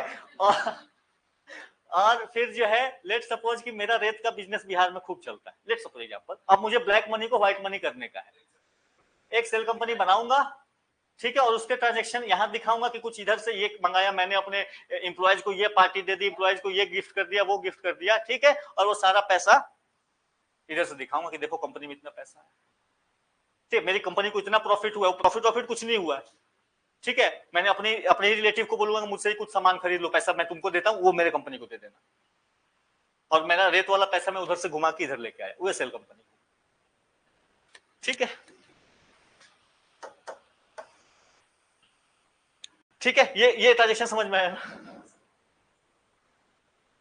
सो ये क्या है, crypto mining is what, this is the process of creating new coins and validating transaction. असली पैसा आपको वहीं से मिलेगा, जब आप ट्रांजेक्शन को वैलिडेट करते हो, उसकी क्रिप्टोग्राफिक जो फॉर्म में उसका चेंज करते हो, यू गेट सम कॉइन्स, आपको कॉइन्स कुछ अमाउंट में कॉइन्स जो है मिलते हैं, ठीक है। और यहाँ पे this involves decentralised networks of computer securing blockchains. तो यही जो आपका डिसेंट्रलाइज्ड सिस्टम, जो आपका पूरा का पूरा ब्लॉकचेन सिस्टम जिस तरीके से काम कर रहा है, उसी में जो लोग जुड़े हुए हैं, वो ट्रांजेक्शन रिकॉर्ड करने वाला काम जो करेगा उसको करेंसी, बाकी लोग ट्रेड कर रहे हैं उस करेंसी का। मैं करेंसी बना रहा हूं रोज, मैं कुछ माइनिंग करता हूं और मैं उस माइनिंग करने के बाद मैं मार्केट में बोलता हूं कौन खरीदेगा मुझसे। तो आप जो पैसा लगा रहे हो ब्लॉकचेन में, आप मुझसे खरीद रहे हो बिटकॉइन को, और मैं देखूंगा 20 लोग हो गए खरीदने वाले, मैं बोलूंगा मैं अब 100 रुपए में नहीं बेचूंगा, मैं 500 में बेचूंगा। कोई 500 बेचने को तैयार है तो आपको भी लगेगा अरे कल तो 100 रुपए में बेचा था, तो आपको क्या दिखेगा, अरे इसका तो 400% ग्रोथ हो गया। बात समझ में आ रही है। अब ये मैंने ये चला, अरे 500 हुआ है, कल 1000 रुपए होगा, ठीक है। अब जो है तुम तैयार हो कि हम 1000 रुपए देने के लिए तैयार है, मेरा ग्रोथ हो रहा है, मुझे मेरा खर्च अभी भी 100 रुपए ही आ रहा है, मेरा अभी भी 100 रुपए बनाने में आ रहा है, जो इलेक्ट्रिसिटी कॉस्ट या बाकी जो मेरा कॉस्ट लग रहा है, क्योंकि खरीदने वाले ज्यादा हो गए तो मेरी डिमांड बढ़ गई, रेट बढ़ गया, आपके परसेप्शन में भी चल रहा है। तो हमेशा ध्यान रखना, कोई भी चीज जो चलती है ऊपर आएगी जरूर नीचे, कोई भी चीज, ठीक है, अनटिल एंड अनलेस उनके बुक्स बहुत स्ट्रांग है, ठीक है। सो अच्छा, यहां पे अब ध्यान रखना, क्योंकि क्रिप्टो माइनिंग से क्वेश्चन कुछ जगहों पे पूछे जा चुके हैं, क्रिप्टो माइनिंग सिंपली क्या है। अब अगले क्वेश्चन जो होंगे, क्रिप्टो माइनिंग के 2 फेमस टेक्निक्स हैं, उसको जान लो बस, इसके नाम, बाकी आपकी कहानी हो जाएगी। एक को कहते हैं प्रूफ ऑफ वर्क, सिंपल, पहला जो आपका नाम है दिस इज नोन एज आपका प्रूफ ऑफ वर्क। तो बिटकॉइन के लिए जो सिस्टम यूज किया जाता है that is the proof of work. दूसरा जो है that is the proof of stake, ठीक है। 2 टेक्निक्स हैं बिटकॉइन माइनिंग के, एक है प्रूफ ऑफ वर्क, दूसरा है प्रूफ ऑफ स्टेक। ये 2 टेक्निक से आपकी बिटकॉइन माइन करी जा सकती है। जो बिटकॉइन माइन करी जाती है ये प्रूफ ऑफ वर्क के लिए। अब ये क्या है, इसको थोड़ा सा हम डिटेल में समझने का प्रयास करते हैं, थोड़ा सा, बहुत ज्यादा नहीं। So different types of mining, crypto mining. अब इसमें क्या होते थे, जैसे स्टार्टिंग में जब क्रिप्टो माइनिंग होती थी तो सीपीयू से माइन होती आती थी सिंपली। तो जो आपका सेंट्रल प्रोसेसिंग यूनिट है, यही आपका ट्रांजेक्शन वगैरह जो है कर लेता था, कैलकुलेशन वगैरह करने का काम आपका सीपीयू कर देता था। बाद में क्योंकि इसकी डिमांड बढ़ने लगी, लोगों को लगा कि अच्छा है, तो और पावरफुल मशीन लेकर के आए, तो अब जो है वो जीपीयू लेकर के, तो सीपीयू से थोड़ी पावरफुल रहती है ग्राफिकल प्रोसेसिंग यूनिट, तो जीपीयू लेके आए। अब जीपीयू ये और पावरफुल हो गई। कंपनी ने देखा कि भाई डिमांड बढ़ रही है, तो कंपनी ने अब स्पेसिफिक मशीन्स बनाने शुरू कर दिए जो केवल और केवल क्या करती है, क्रिप्टो माइनिंग का काम करती है। तो स्टार्टिंग में ये नॉर्मल सिस्टम से हो रहे थे, बाद में थोड़े एडवांस सिस्टम हो गए जो कि आपके जीपीयू हो गए, वही ट्रांजेक्शन अप्रूव करने वाली बात है, ट्रांजेक्शन कैलकुलेशंस करने वाली बात है। बाद में सिस्टम्स ने क्या किया, आपको इन्होंने स्पेसिफिकली ये सिस्टम्स लेकर के आए जिनका काम ही है केवल और केवल क्रिप्टो माइनिंग का। अब मैं क्या करूं, अब जैसे मुझे भी क्रिप्टो माइनिंग करनी है, मैंने बोला मेरे पास पैसा नहीं है, तो अब मेरे पास क्लाउड माइनिंग की भी सुविधा उपलब्ध है। क्लाउड माइनिंग में क्या होगा, आपने कहा कि ठीक है देखो, मैं तुम्हारे लिए 2 घंटे माइन करूंगा, मैंने 2 घंटे के लिए सिस्टम को हायर किया, क्लाउड से हायर किया कि 2 घंटे के लिए तुम मेरे लिए क्रिप्टो माइनिंग करना, 2 घंटे का मैं तुम्हें इतना फीस दूंगा। क्लाउड ने कहा ठीक है, मुझे इतना फीस दे दो, तुम्हारे लिए मैं क्लाउड माइनिंग करूंगा। अब जो पैसा, अब उससे पैसा से ज्यादा कमा लो तो तुम्हारा फायदा, कम कमाओ तो तुम्हारी मुश्किल, मैं नहीं जानता, मुझे फीस दे दो। बात समझ में आ रही है। तो मान लो मैंने उसको बोल दिया कि 200 रुपीज पर घंटे के हिसाब से तुम मेरे लिए, मुझे जो है 200 रुपीज पर आवर के लिए तुम्हारा जो सॉफ्टवेयर है आपका क्रिप्टो माइनिंग का या ब्लॉकचेन सिस्टम का, वो मुझे भाड़े पे दे दो, मैं उससे कुछ कमा लूं। तो उसने क्या किया, मुझे एक्सेस दे दिया। नाउ मैं उसको 2 घंटे के लिए मैंने उसको ले लिया है, मैं उससे वर्क कर रहा हूँ, ठीक है, मैं नोट्स को अप्रूव करने का प्रयास कर रहा हूँ। अगर 2 घंटे में मान लो मैं 500 रुपए कमा पाता हूँ तो फिर मुझे 100 रुपए का फायदा हो जाएगा, नहीं कमा पाता हूँ तो 100 रुपए का लॉस होगा, क्योंकि कई बार ट्रांजेक्शन कंप्लीट नहीं होती, या ट्रांजेक्शन करने के लिए इतने सारे लोग हैं ना, जरूरी थोड़ी है कि सब लोग ट्रांजेक्शन करें, करेगा तो कोई एक ही। बात समझ में आ रही है। तो यहाँ पे ये भी झमेला है क्रिप्टो माइनिंग। क्रिप्टो माइनिंग ऐसा नहीं है क्योंकि ट्रांजेक्शन अप्रूव करोगे तभी पैसा मिलेगा, ट्रांजेक्शन कैलकुलेशन करोगे तभी तो पैसा मिलेगा। और जो कैलकुलेशन करने के लिए है तो आप सब लोग बैठे हुए, सबके पास डायरी है, तुम बोलो कि मैं कर देता हूं, तो वो बोल रहा है मैं कर देता, तो जो पहले कर देगा उसको मिलेगा, जो नहीं कर पाएगा उसकी कहानी चली जाएगी।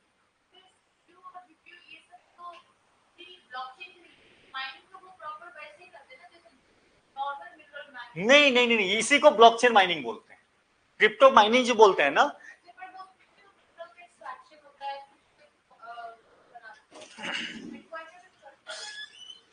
बिटकॉइन को जो दिखाया जाता है ना ऐसे, वैसा कोई कॉइन नहीं एग्जिस्ट करता।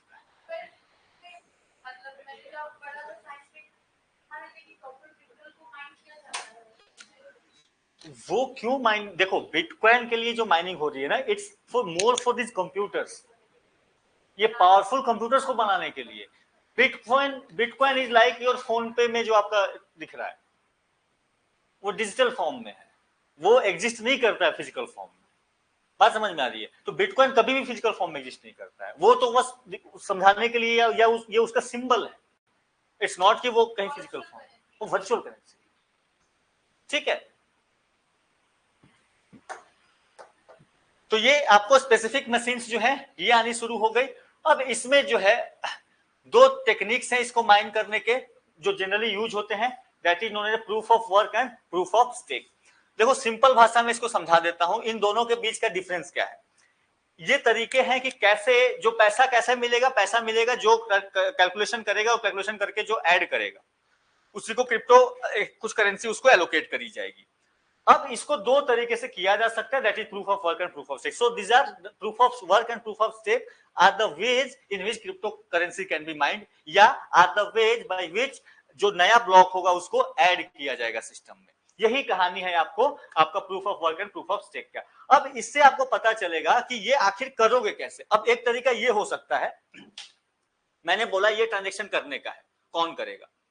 तो तुम लोग भाई सबको पैसा मिलेगा, सब लोग करने के लिए तैयार है, क्या दिक्कत है? अब झमेला आएगा कि भाई कौन करेगा, तो मैंने ये बोल दिया कि काम करो, सब लोग ट्राई करो, जो पहले कर देगा हो गया उसका पैसा। बात समझ में आ रही है? एक टेक्निक ये हो सकता है ना, आप सब लोग बोलो कि मैं कैलकुलेशन करना चाहता हूं, मैं करना चाहता हूं, मैं बोलूं चलो सब लोग ट्राई करो, जिसका पहले हो गया कि ये क्रिप्टो करेंसी उसका। ये जो टेक्निक है इसी को कहते हैं प्रूफ ऑफ वर्क। तो प्रूफ ऑफ वर्क में सिंपली क्या होता है, सब लोग कंप्लीट करते हैं एक साथ में, जिसका पहले अप्रूव हो गया, यानी जिसका मशीन पावरफुल होगा उसका अप्रूव होगा पहले, वो पहले कैलकुलेशन को पूरा कर लेगा, जो ज्यादा तेज तरह होगा वो पहले कंप्लीट करेगा। तो जो करेगा जिसका अप्रूव हो गया पहले, that is what, that is your proof of work. दूसरा क्या है, दूसरा है proof of stake. Proof of stake में क्या है, जो बोलेगा कि भाई देखो मेरे पास अच्छा कैलकुलेटर है, तुम लोग इतने लोग बैठे हो, सबने बोला हाँ हाँ, तुम बोलो कि नहीं नहीं मैं जल्दी कर सकता हूँ क्योंकि मेरे पास बहुत फास्ट कैलकुलेटर है। अगर तुमने दिखा दिया कि नहीं मेरे पास फास्ट कैलकुलेटर है, तो काम तुमको दे जाएगा, भाई ले लो कैलकुलेटर तुम्हारे पास अच्छा है, तुम करो। या फिर क्या हो सकता है, तुम कैलकुलेटर लेकर कोई बोले कोई बात नहीं मेरे पास आर्टिफिशियल इंटेलिजेंस वाला मोबाइल है, मैं तुमसे भी जल्दी कर दूंगा, तो नाउ ट्रांजेक्शन वैलिड करने के लिए उसको दे दिया जाएगा पैसा। इसको कहा गया प्रूफ ऑफ स्टेक, यानी आपके पास पहले से कितना है, यानी जिसके पास क्रिप्टो करेंसी पहले से ज्यादा है उसी को काम दे दिया जाएगा अगर वो तैयार है लेना चाहता है। तो यहाँ पे प्रूफ ऑफ वर्क में क्या है, सबको बोल दिया गया कि तुम कर सकते हो, जो पहले करेगा उसका ऐड कर दिया जाएगा। प्रूफ ऑफ स्टेक में क्या है, जिसके पास पहले से ज्यादा है, पहले से उसके पास रिसोर्सेज बेहतर है, now he will get the validity कि आप तुम ट्रांजेक्शन को ऐड करो। बात समझ में आ रही है? तो ये दो mining technique, proof of stake and proof of work, ये जरूर ध्यान रखना। नाम सिंपल सा, इसके बीच की कहानी है। अब बताओ इस दोनों में क्या फायदे क्या नुकसान हो सकते हैं। प्रूफ ऑफ स्टेक में क्या फायदा है, या प्रूफ ऑफ वर्क में क्या फायदा है? सबको इक्वल अपॉर्चुनिटी मिली थी, तो यहाँ पे जो डिसेंट्रलाइजेशन की जो मैं बात कर रहा हूँ कि सबको इक्वल अपॉर्चुनिटी मिलनी चाहिए, सबको मिली थी, जो पहले कर पाया उसको मिला। लेकिन यहाँ पे अननेसेसरी एफर्ट लॉस हुआ ना सबका, तो आपका अननेसेसरी करंट की खपत हो रही, अननेसेसरी मशीन्स का यूज हो रहा है। क्यों? क्योंकि लास्ट में अप्रूव तो किसी एक का ही होना है, ट्राई तो सब लोग कर रहे हो, अप्रूव तो एक का होना है। तो यहाँ पे क्या है, प्रूफ ऑफ वर्क में फायदा ये है कि इक्वल अपॉर्चुनिटी सबको मिलती है, छोटे बड़े का कोई भेद नहीं, तुम्हारे पास छोटा भी सिस्टम है तुम भी आके पार्टिसिपेट कर सकते हो, भले तुमसे कंप्लीट ना हो, लेकिन कम से कम तुमको चांस मिलेगा। ठीक है, कोई पैसे वाला है उसके पास बहुत बड़े बड़े सिस्टम में, कोई बात नहीं, मैं नया ही हूं, I will also get the opportunity. बात समझ में आ रही है? लेकिन यहाँ पे नुकसान क्या है कि ऑब्वियसली लास्ट में जीतेगा कौन, जिसके पास अच्छे सिस्टम्स होंगे, और बाकी लोगों का एफर्ट क्या हो रहा है, वेस्ट जा रहा है। तो बाकी एनर्जी को आप क्या कर रहे हो, अननेसेसरी कंज्यूम कर रहे हो, क्योंकि इन ट्रांजेक्शंस को करने के लिए काफी ज्यादा एनर्जी लगती है। बात समझ में आ रहा है? काफी ज्यादा आपको बिजली की खपत होती है। तो ये कहानी जो है आपको प्रूफ ऑफ वर्क की। प्रूफ ऑफ स्टेक में क्या फायदा क्या नुकसान हो जाएंगे? प्रूफ ऑफ स्टेक में मान लो जिसके पास पहले से रिसोर्सेज है उसी को मिल रहे हैं, तो ऑब्वियसली भाई उसके पास रिसोर्सेज बढ़ते जाएंगे ना, उसके पास तो रिसोर्सेज बढ़ते जाएंगे, फिर बाकी लोग क्या करेंगे? तो यहाँ पे आप कहीं ना कहीं मोनोपोली स्टैब्लिश कर दोगे कुछ लोगों की, जिनके पास पहले से रिसोर्सेज ज्यादा अच्छे थे। लेकिन इसका फायदा क्या है कि एफिशिएंट हो जाता है, जल्दी हो जाता है, क्योंकि ऑब्वियसली उसके पास रिसोर्सेज हैं, उसने पहले से कर रखा है, आपने उसको बोला ट्रांजेक्शन, वो 10 मिनट के अंदर में काम पूरा करके ready. Efficient proof of stake ज्यादा होता है, लेकिन यहाँ पे मोनोपोली का डर है, सेंट्रलाइज हो जाएगा system. And proof of work में क्या हो जाएगा, प्रूफ ऑफ वर्क में कि यहाँ पे रिसोर्सेज का अंडर यूटिलाइजेशन या रिडंडेंसी है काम, लेकिन इक्वल अपॉर्चुनिटी सबको मिल रही है। That's the major difference between proof of work and proof of work. इन दोनों के फायदे और नुकसान, ठीक है, क्योंकि ये कीवर्ड्स घूम रहे थे बीच बीच में, किस तरीके से आपको सेंट्रलाइज होती चली जा रही है बिटकॉइन और बाकी चीजों की कहानी, ठीक है। तो यही कहानी मैंने आपको दिया हुआ है, just go through it once कि प्रूफ ऑफ वर्क में एंड प्रूफ ऑफ स्टेक में दोनों के बीच में डिफरेंस क्या है, ठीक है। अब देखो यहां से इनके आपको मैंने फायदे और नुकसान भी एक प्रोज एंड कॉन्स के फॉर्म में लिखवाया कि miners complete to solve puzzle complete करेंगे, and miners receive reward in the form of crypto currency, transaction are validated by a network of miners ensuring decentralization, and this is known for its robust security measures, क्योंकि decentralize तरीके से है, तो कोई यहाँ पे इसकी एक और खासियत है इस एल्गोरिथम की, इसके सिक्योरिटी सिस्टम आपको स्ट्रांग होता है, लेकिन यहाँ require specialised and expensive equipments, क्योंकि ऑब्वियसली आपको आप फास्ट करना चाहोगे। This consumes a significant amount of energy, सब लोग ट्राई कर रहे हैं, एनर्जी खर्च होगा, ज्यादा एक्सेस में खर्च हो रहा होगा। Due to the complex validation process transaction speeds can be slow. अब चेक करना पड़ेगा ना भाई कि किसने पहले किया है, I need to note the time किसने पहले किया है, तो इसलिए प्रोसेस यहाँ पे क्या होता है, स्लो हो जाता है। बात समझ में आ रही है। The cost of mining can lead to higher transaction fees for users, obviously slow होगा, उसका कॉस्ट बढ़ेगा, खर्च ज्यादा, एनर्जी का खर्च ज्यादा, खपत ज्यादा आ रहा है। अब मान लो मैं अपना सिस्टम लगा के बैठा हूं, मुझे पता है दिन भर में 100 कोशिश करूंगा तो शायद कोई एक मैं पूरा कर पाऊं, ऑब्वियसली मैं फी ज्यादा चार्ज करूंगा। बात समझ में आ रही है, क्योंकि मेरा रिसोर्स तो हर बार खर्च हो रहा है, मिलेगा केवल एक बार, तो यहाँ पे कॉस्ट वगैरह क्या हो जाती है, हायर हो जाती है। इसी तरीके से आपका दूसरा जो है proof of stake, this does not require specialised mining equipment, यहाँ पे ट्रांजैक्शन स्पीड फास्टर होती है, एनर्जी एफिशिएंट है, क्योंकि किसी एक को ही करना है। नुकसान यहाँ पे ही होगा होल्ड कॉइन्स, जो लोग पैसा इकट्ठा करके रखे हैं, पहले से स्टेक उनका ज्यादा है, उन्हीं को पैसा मिलेगा, तो सब लोग पैसे को क्या करना चाहेंगे, होल्ड करना स्टार्ट कर देंगे। तो यही कहानी आपको ध्यान रखना है between the proof of stake and proof of work के बीच में, ठीक है। और आपको प्रूफ ऑफ स्टेक चाहिए होगा, you need to invest a significant amount upfront, आपको कम से कम रेस में भी आना है कि आपको ये दिया जाए काम करने के लिए, आपको पहले से ही अच्छे अच्छे सिस्टम्स लगा के रखने पड़े, जबकि उस वाले में क्या था, कोई भी मैं अपना टूटा फूटा भी सिस्टम लेके आऊं, आई कैन वर्क, ठीक है। ये मेजर डिफरेंस, इन कीवर्ड्स को ध्यान रखना, कहानी मैंने आपको जरूर दे दी है क्योंकि थोड़ा सा चर्चा चला था इसका, बट अगर आप केवल इस पे कीवर्ड्स पे फोकस करना, समझ में आ जाएगा, बहुत इसमें ये नहीं है, सिंपली ये याद रखो, एनालॉजी, ठीक है। अब बात आ रही है कि ब्लॉकचेन, ये सारी कहानी जो कहानी थी, these are from the prelims point of view, अभी तक जो कहानी बताई।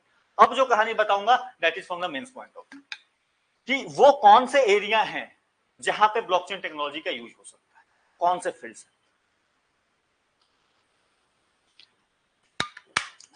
एक एक चीज देख लो, हर चीज में आज के डेट में ऐसा कोई ट्रांजेक्शन नहीं है, जहां पे भी ट्रांजेक्शन है, एक से ज्यादा लोग इन्वॉल्व हो रहे हैं, वहां पे आप ब्लॉकचेन को लेके आ सकते हैं। जैसे for example digital currency, micro finance, P2P lending, peer to peer lending. Peer to peer lending कल ही बताई थी कि बैंक से लेने की जरूरत नहीं है, 20 लोग देने के लिए हैं, इधर 20 लोग लेने के लिए हैं, दोनों को जोड़ दूं। अब ब्लॉकचेन से रेमिटेंसेस, पैसे एक जगह से दूसरे देश आ रहे हैं, तो मुझे पता चलेगा एग्जैक्टली कितने पैसे जा रहे हैं या पैसे आ रहे हैं। ग्लोबल पेमेंट्स, ई कॉमर्स वाले कहां से गुड्स आया, इवन अमेजन को प्रूफ देना पड़े कि भाई आपने कौन सा सामान कहां से खरीदा है, किसको डिलीवर किया, लेके आओ अकाउंट पूरा का पूरा। ब्लॉकचेन के थ्रू आप सिक्योर करिए, अमेजन भी सिक्योर करेगा कि मेरी चीजें इधर उधर नहीं हो रही, आपके पास हर चीज का डेटा अवेलेबल है, वो भी सीक्वेंस में, आपको खोजना नहीं पड़ेगा। नोड्स आपने हर डेटा के लिए एक अलग नोड क्रिएट कर दिया है, नोड बनाते गए, एंड यू विल फाइंड कि किस किस स्टेप में इसका ट्रांजैक्शन हुआ है। बात समझ में आ रही है। Similarly digital rights, escrow accounts, wagers, trustee, even trustees account जो मैनेज कर रहे हैं, कहां से पैसा आ रहा है, कहां जा रहा है, इतने बड़े बड़े अकाउंट घोटाले करते रहते हैं ना, यहाँ पे हर चीज आपका मेंशन रहेगा। आप जहां भी चेंज करना चाहोगे, यू नीड कि आप पुराने वाले ट्रांजेक्शन को अप्रूव करो। Similarly equity, private market, crowd funding, derivatives, ये जितने सिक्योरिटीज मार्केट है ना, वहां पे भी आपका चलेगा। यानी जितने ट्रांजेक्शन हो सकते हैं, जी सिंपली याद रखना, जितने ट्रांजेक्शन हो सकते हैं सब में ब्लॉकचेन यूज किया जा सकता है। एवरी ट्रांजेक्शन, जहां पे सामान एक जगह से दूसरी जगह जा रहा है, जहां से पैसा लेन देन हो रहा है, हर जगह पे ब्लॉकचेन का यूज किया जा सकता है। हो रहा है बहुत जगहों पे, हो रहा है अभी बहुत होना, अभी बहुत बेसिक लेवल पे चाहिए। फोन पे तो इंक्रिप्टेड है आपका, बट फोन पे अभी ब्लॉकचेन को यूज नहीं करते, ठीक है। इवन वोटिंग अभी इलेक्शन कमीशन खोज रही है कि हम कैसे ब्लॉकचेन का यूज करके वोटिंग को कैसे सिक्योर कर सकते हैं। बस समझ में, एक एक ब्लॉक आपका सिक्योर हुआ, किसके बाद कौन सा वोट पड़ा, वो किसमें गया, कर सकते हो ना इसको। Election commission is even looking. तो जब हम बात कर रहे हैं कि हम कैसे आपको जो है, जो एनआरआईज हैं या कहीं से भी आप कहीं को वोट कर सकते हो, वो जो सिस्टम लेके आ रहे हैं वो कैसे हम बनाएंगे, वो we are doing through this blockchain technology. बात समझ में आ रही है। आपके ओनरशिप, सबसे बड़ी समस्या क्या है, एक ही जमीन 4 लोगों को बेची जाती है, दिखता है ना।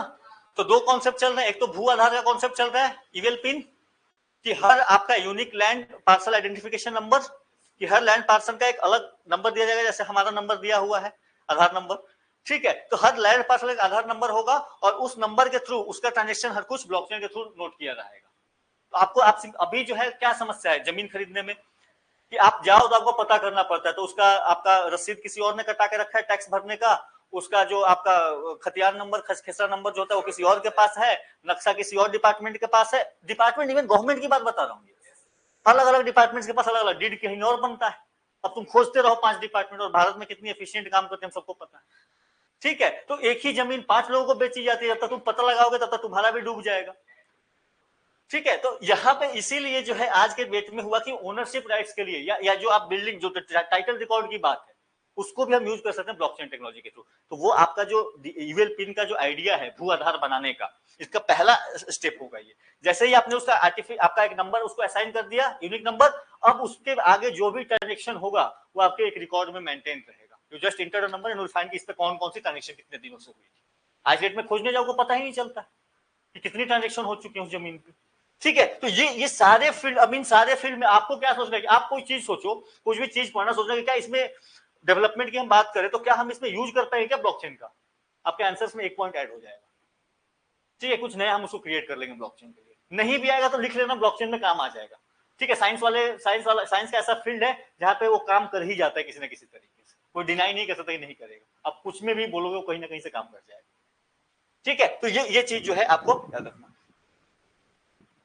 सो क्रिप्टो करेंसी, यही कहानी मैंने बताई आपको, डिसेंट्रलाइज डिजिटल मनी है ये, जो आपने क्रिप्टो माइनिंग करके कहानी ली है, सबसेट ऑफ वर्चुअल करेंसीज, ठीक है। अभी हमने बात करी कि ये वर्चुअल करेंसी से काम करता है।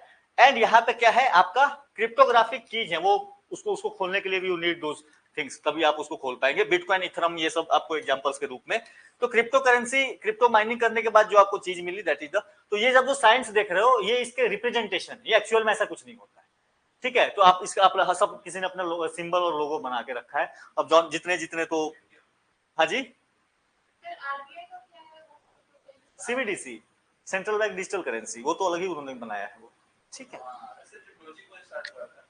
अरे वो ऐसे एक एक तुम पूछोगे, अभी मुझे याद नहीं है, ठीक है। डोगे कॉइन कौन सा था, कुछ होगा, उसको देखना पड़ेगा। मैं मेजर वाले देख रहा था यार, इतने रोज इतने आते रहते हैं, आपको ट्रैक करना ना बहुत मुश्किल हो जाता है, ठीक है।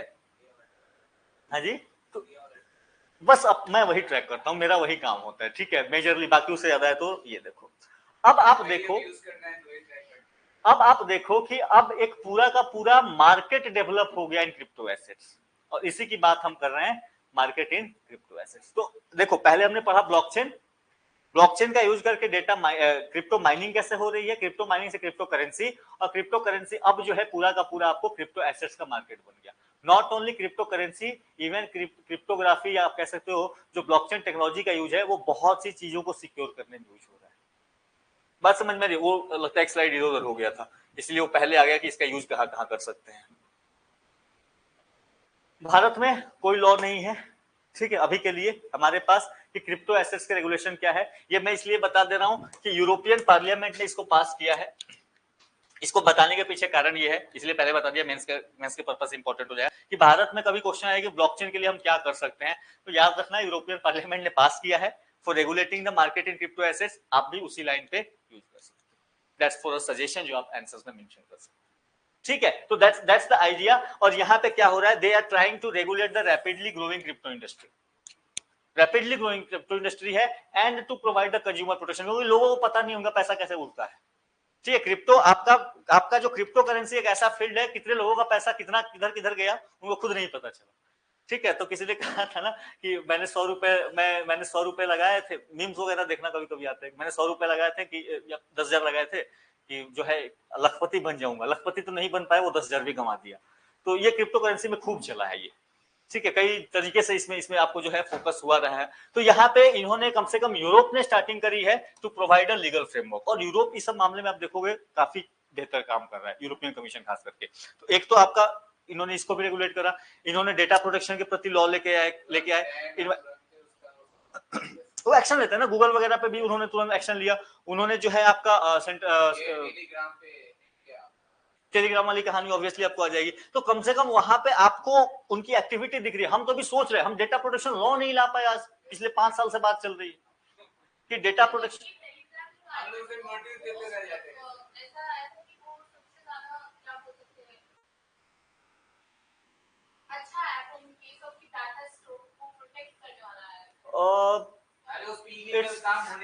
वही मेन प्रॉब्लम वही है कि आप कैसे बैलेंस करोगे। एक तो आप ठीक है सिक्योर नहीं कर पा रहा है, क्या इस पे काम चल रहा है क्या नहीं चल रहा है, कुछ भी सब चीज चल रहा है। वही देखो वहां पे दिक्कत हुआ ना कि जो इशू ये है कि मान लो आपका जैसे फेसबुक का देखोगे ना, फेसबुक में एक न्यूज आई थी कि कोई जो है सुसाइड करने जा रहा था, सुसाइडल थॉट्स उसके आ रहे थे, he was just looking for the कि हाउ टू डू सुसाइड। उसको क्या करा कि आपको फेसबुक ने या उसने उसको फ्लैग कर दिया, फ्लैग करके एजेंसीज ने उसको तुरंत देखा एंड दे गेट की क्या चीजें चल रही, ठीक है। इवन व्हाट्सएप में ये बात हो रही है कि आप इंक्रिप्शन प्रोवाइड करो, आप कम से कम, तो व्हाट्सएप ने आपको फ्लैगिंग का कॉन्सेप्ट नहीं दिया, बट व्हाट्सएप ने आपको दे दिया कि फॉरवर्डेड मैसेज आपका, कि आप फेक न्यूज जैसे स्प्रेड करना चाहोगे तो कम से कम आपको पता चल जाता है कि फॉरवर्डेड मैसेज है। तो एक कम से कम इनको कहा गया, तो उन्होंने कुछ स्टेप्स लिए। टेलीग्राम ने ये कुछ नहीं किया, ठीक है। टेलीग्राम इज लाइक कि अब हर कुछ आपको सबको पता है ना, पायरेटेड चीजें मिल रही हैं, सबको मिल रहा है, कॉपीराइट वायलेशन चल रहा है, इवन आपका जो कई इलिसिट कामों के लिए यूज हो रहा है। एक कॉपीराइट इंफ्रिंजमेंट तो एक आइडिया है ना, कई चीजों के लिए। और इन्होंने क्या करा कि इनको कई बार कहा गया कि भाई आप चीजों को ठीक करो ठीक करो ठीक करो, and he was not taking action. He believe कि ठीक है मुझे फ्रीडम ऑफ स्पीच का मतलब ये है, मैंने इसलिए बनाया, लेकिन आपको बैलेंस तो करना पड़ेगा। पेटीएम की अलग कहानी होगी, वो थोड़ा सा वो इकोनॉमिक पोर्शन ज्यादा है, वो दैट्स नॉट कि यहाँ पे फ्रीडम ऑफ स्पीच एंड ये का नहीं था, ठीक है। चलो आ जाओ उधर, हम लोग घूमते रहेंगे उधर। अच्छा, यहाँ पे मेन फोकस आपको क्रिप्टो एसेट्स को रेगुलेट करने का है। ज्यादा हो गया क्या? अच्छा, अब थोड़ा सा जो है ध्यान रखना, क्रिप्टो एसेट्स जब आप बात करते हो, क्रिप्टो करेंसी जब आप बात करें, you are talking about a specific currency, but जब आप क्रिप्टो एसेट्स कह रहे हो, you are talking about a wide range of things, ठीक है। अब क्रिप्टो एसेट्स में आपको क्या क्या चीजें मिल सकती हैं? That is electronic money tokens, asset difference tokens, utility tokens. अब ये क्या है देखो समझो, एग्जांपल बता देता हूं। ये डिफरेंट टाइप्स ऑफ टोकन्स हैं। जैसे अब मान लो मेरी कंपनी है, ठीक है, चलो मेरी क्या, किसी और की बना देता हूं, चलो तो किसी कंपनी है, ठीक है। अब मुझे अपने इंप्लॉयज को क्या करना है कि मैं तुम्हें दे दूं कि जाओ 5 नाइट 6 डेज टूर पे जाओ, और तुम्हारा सारा खर्चा जो है वो मेरी कंपनी होल्ड कर लेगी। हाँ जी, हाँ कंपनी उठाएगी, और उसके लिए मैं पैसा नहीं दूंगा, मैं तुम्हें एक टोकन दे देता हूं। और इस टोकन में क्या होगा कि सारा डिटेल होगा, और इवन आपको लेकिन फिक्स है कि आपको कौन सी फ्लाइट से जाने का है, कौन से होटल में रुकने, मैं पेमेंट सीधा उसको करूंगा। और वो जो टोकन होगा वो मैंने क्रिप्टोग्राफिकली स्टोर करा है। बात समझ गया? That is the utility token हो गया, आप उसका यूज कर लोगे, बट वो क्रिप्टोग्राफिक फॉर्म में कर लिया, ब्लॉकचेन के यूज कर लिया। बात समझ में आ गई? तो ये दैट्स हाँ जी, किसी के लिए बेहतर हो सकता है। Asset reference tokens, asset reference tokens क्या हो गए? सिंपली ये सामान है, सामान का मैंने इसका रेफरेंस, ये इसका एक टोकन, डिजिटल टोकन बना के रखा हुआ, इसका जो भी ट्रांजेक्शन होगा साथ में उसका पता चलेगा ये किसका है। बात समझ में आई? तो एसेट रेफरेंस टोकन। तो इसी तरीके से ब्लॉकचेन का यूज करके बहुत सी तरीके से चीजें चल रही है। हालांकि ध्यान रखना इसमें दो चीजें नहीं आती, एक non fungible tokens, we will come on to it, NFT क्या है, दूसरा CBDC, central bank digital currency, DeFi भी है बट वो छोड़ दो अभी। सेंट्रल बैंक डिजिटल करेंसी, इसकी बात हम करेंगे थोड़ा सा। अब देखो ये टाइप्स ऑफ क्रिप्टो एसेट्स जो हैं है क्या? So crypto assets are simply digital representation of value और rights that can be transferred and store electronically. जमीन का कागज है आपके पास, क्या है वो? वो क्या बताता है, वो बताता है कि ये जमीन आपकी है, जब बेचोगे तो उसको दे दोगे। Same are the crypto assets. बात समझ में, वो डायरेक्टली खुद में कुछ नहीं है, but they are the digital representation of value और राइट्स। इसका कुछ पैसा है, अगर वो डिजिटल रिप्रेजेंटेशन है तो उस करेंसी में आपका लिखा हुआ है, या आपके नाम पे है तो आपको पता है, गाड़ी बेची मैंने, उसके एसेट के रूप में एक क्रिप्टो ये तरीके से बना दिया, उसको डिजिटल ट्रांजेक्शन करके, उसको डिजिटल आपके नाम पे वो गाड़ी बेचूंगा तो मुझे वो ट्रांसफर करना पड़ेगा। बात समझ में आ रही है? ये सारा चीज आप क्या कर रहे हो, लेके जा रहे हो क्रिप्टो एसेट्स की तरफ। ठीक है, दे यूज डिस्ट्रीब्यूटेड लेजर टेक्नोलॉजी और सिमिलर टेक्नोलॉजी फॉर ट्रांजेक्शंस। तो ये ध्यान रखना नेसेसरी नहीं है अब सिमिलर टेक्नोलॉजी भी बात हो, क्योंकि अब मैं अगर गाड़ी सेल कर रहा हूं तो मुझे डिस्ट्रीब्यूटेड की जरूरत नहीं है। I will keep all the records with my self, और उसी के हिसाब से मैं मेंटेन करके आपको एक एक नोट दे दूंगा कि भाई ये तुम्हारा है, तुमको बेचना हो तो पता नहीं, लेकिन तुम बेचोगे उसका रिकॉर्ड भी मेरे पास रहेगा। तो मुझे पता है कि मैंने कोई गाड़ी बनाई है, ये गाड़ी 10 हाथों में गई है, 10 ओनर्स रहे इसको। I will know the detail कि कौन कौन से 10 ओनर, किसके बाद किसके किसके पास गई। बात समझ में आ रही है? तो दीज आर सिंपली कि जो पहले आपको कागज में मिलता था, ठीक है, वो अब आपको यहां से वो डिजिटल फॉर्म में मिलेगा। Those are all known as crypto assets. ठीक है, और वहां पे उसको क्रिप्टो फॉर्म में वो थोड़ा सा स्टोर किया गया, वो ब्लॉकचेन टेक्नोलॉजी का यूज करके उसको स्टोर किया जा रहा है। That's the idea. ठीक है, तो यहां पे जैसे स्टेबल कॉइन्स आ गए। स्टेबल कॉइन्स क्या हुए, जैसे आपका जो है जो क्रिप्टो करेंसीज थी, ये क्या थी, ये वोलेटाइल थी, ये भाग रहे थे इधर उधर, इसका कभी रेट भाग रहा था, कभी रेट नीचे जा रहा था। इन्होंने क्या किया, स्टेबल कॉइन्स बनाए, जहां पे इन्होंने क्या किया, डॉलर से, यूरो से, इनके साथ इसका लिंक कर दिया। बोला कि ये करेंसी का खुद का वैल्यू नहीं है, इसका वैल्यू लिंक है डॉलर से, तो डॉलर अगर बढ़ेगा ये भी बढ़ेगा। उसी को कहा इन्होंने स्टेबल कॉइन्स। तो ये जो है जनरली आपको गवर्नमेंट्स ने इशू कर दिए। ठीक है, तो यहाँ पे इन्होंने इसको कहा दिया कि ये आपका उससे लिंक है, तो इसको स्टेबल कॉइन कह दिया। इसी तरीके से central bank digital currency RBI ने रिलीज की, तो जो सेंट्रल गवर्नमेंट ने एक अलग ही फॉर्म, वहां पे डॉलर के साथ ये लिंक है, यहाँ पे इसको लिंक करने की जरूरत नहीं है रुपीज के साथ, ये अपने आप में करेंसी। बात समझ में आ गई? So that is the CBDC, central bank digital currency.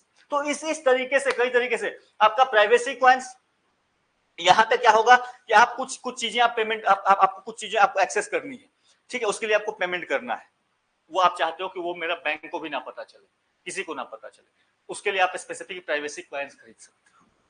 बात समझ में आ रही है? इसके अलावा गवर्नेंस टोकन्स हो सकता है ना, गवर्नमेंट आपको हेल्थ इंश्योरेंस ना देके हेल्थ का टोकन दे दे, ठीक है, आप जहां पे ट्रांजेक्शन, जहां पे भी सर्विस लेना वहां पे दे देना उसको, खाना दे के, फूड ना दे आपको कार्ड दे दे क्रिप्टो फॉर्म में। हमारे यहाँ नहीं हो सकता, यूरोप में तो हो ही सकता है।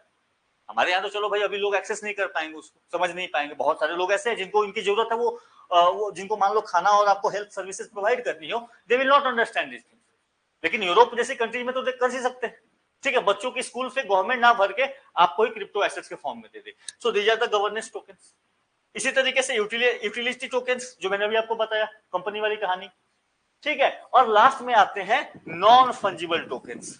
ये थोड़ा सा अलग है, ये एनएफटी अलग है, ये यूपीएससी ने पूछ चुका है कि एनएफटी क्या होता है, नॉन फंजिबल टोकन्स क्या है। नॉन फंजिबल का मतलब क्या होता है, जिसकी कॉपी नहीं बनाई जा सकती, नॉन फंजिबल। बात समझ में आ रही है? हर चीज अपने आप में यूनिक होगा, वो हर पार्टिकुलर यूनिक ऑब्जेक्ट्स के लिए नॉन फंजिबल टोकन्स बनते हैं। तो नॉन फंजिबल टोकन्स अपने आप में यूनिक होंगे। यूनिक, जैसे किसी का आर्ट पीस है, कोई आर्ट पीस है, तो वो आर्ट पीस नॉन फंजिबल है, आप उसका कॉपी नहीं बना सकते, वो बनेगा भी तो एग्जैक्टली नहीं होगा वो।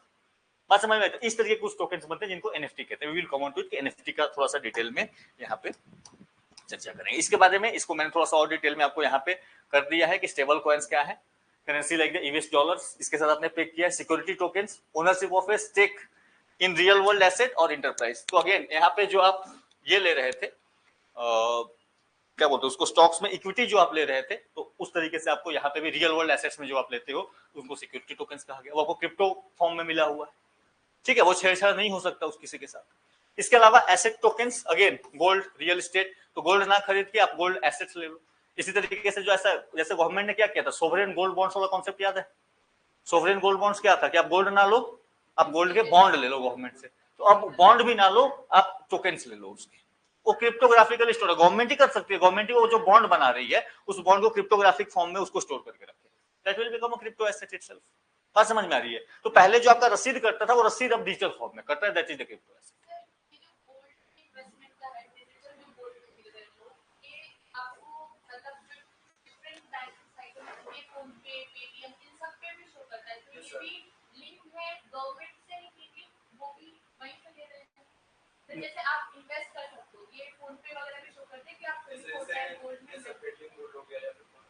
इन्वेस्टमेंट हो गया। ये लोग अपना सी इन्वेस्टमेंट करने के लिए बोलते हैं लेकिन ये जब है ना कि दोनों जब आप ओपन करते हो तो ये दोनों एक ही साइड से लिंक करके आपको शो करते हैं कि गोल्ड का रेट ये है और आप इसमें इस रेट नहीं देखो, गोल्ड का रेट जो है वो आपका फिक्स रहेगा हर जगह पे, कोई भी ना प्राइवेट पे भी जाओगे तो फिक्स है। आई हैव टू चेक नहीं वो नहीं बोल रहा हूँ। जैसे अब मुझे ये देखना पड़ेगा ये गोल्ड खरीदने वाली ये कहानी क्या चली, व्हाट आर देयर सेइंग। नहीं ऑथराइज होती है, बैंक कोई भी काम ऑथराइज नहीं अनऑथराइज नहीं कर सकता।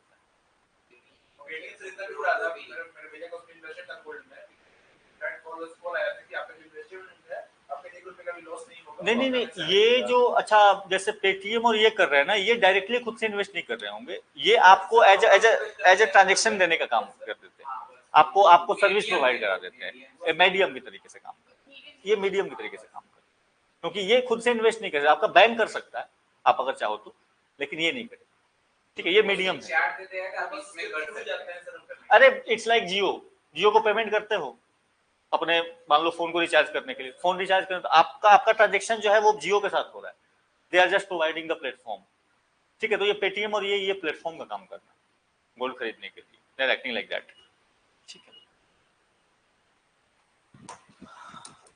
अब देखो यूटिलिटी टोकन्स, यहां पे थोड़ा सा कहानी समझो कि नॉन फंजिबल टोकन्स क्या है। तो नॉन फंजिबल की कहानी, पहली चीज दे आर यूनिक, इनको आपको जो है कॉपी नहीं बनाई सकती, and they represent ownership and authenticity of assets like art और डिजिटल कंटेंट। तो कोई भी कंटेंट जो आप चाहते हो कि यूनिक रहे, केवल एक पीस हो उसका दूसरा ना बने, उसकी जो कॉपीज बन वो उसका जो आपका रसीद है, डिजिटल रसीद जो है, दैट इज नोन एज आपका नॉन फंजिबल टोकन्स, ठीक है। वो टोकन्स यहाँ पे आपका यूज होता है। तो ध्यान रखना, it is an irrevocable digital certificate of ownership, कुछ नहीं है, digital certificate of ownership, that's it, ठीक है।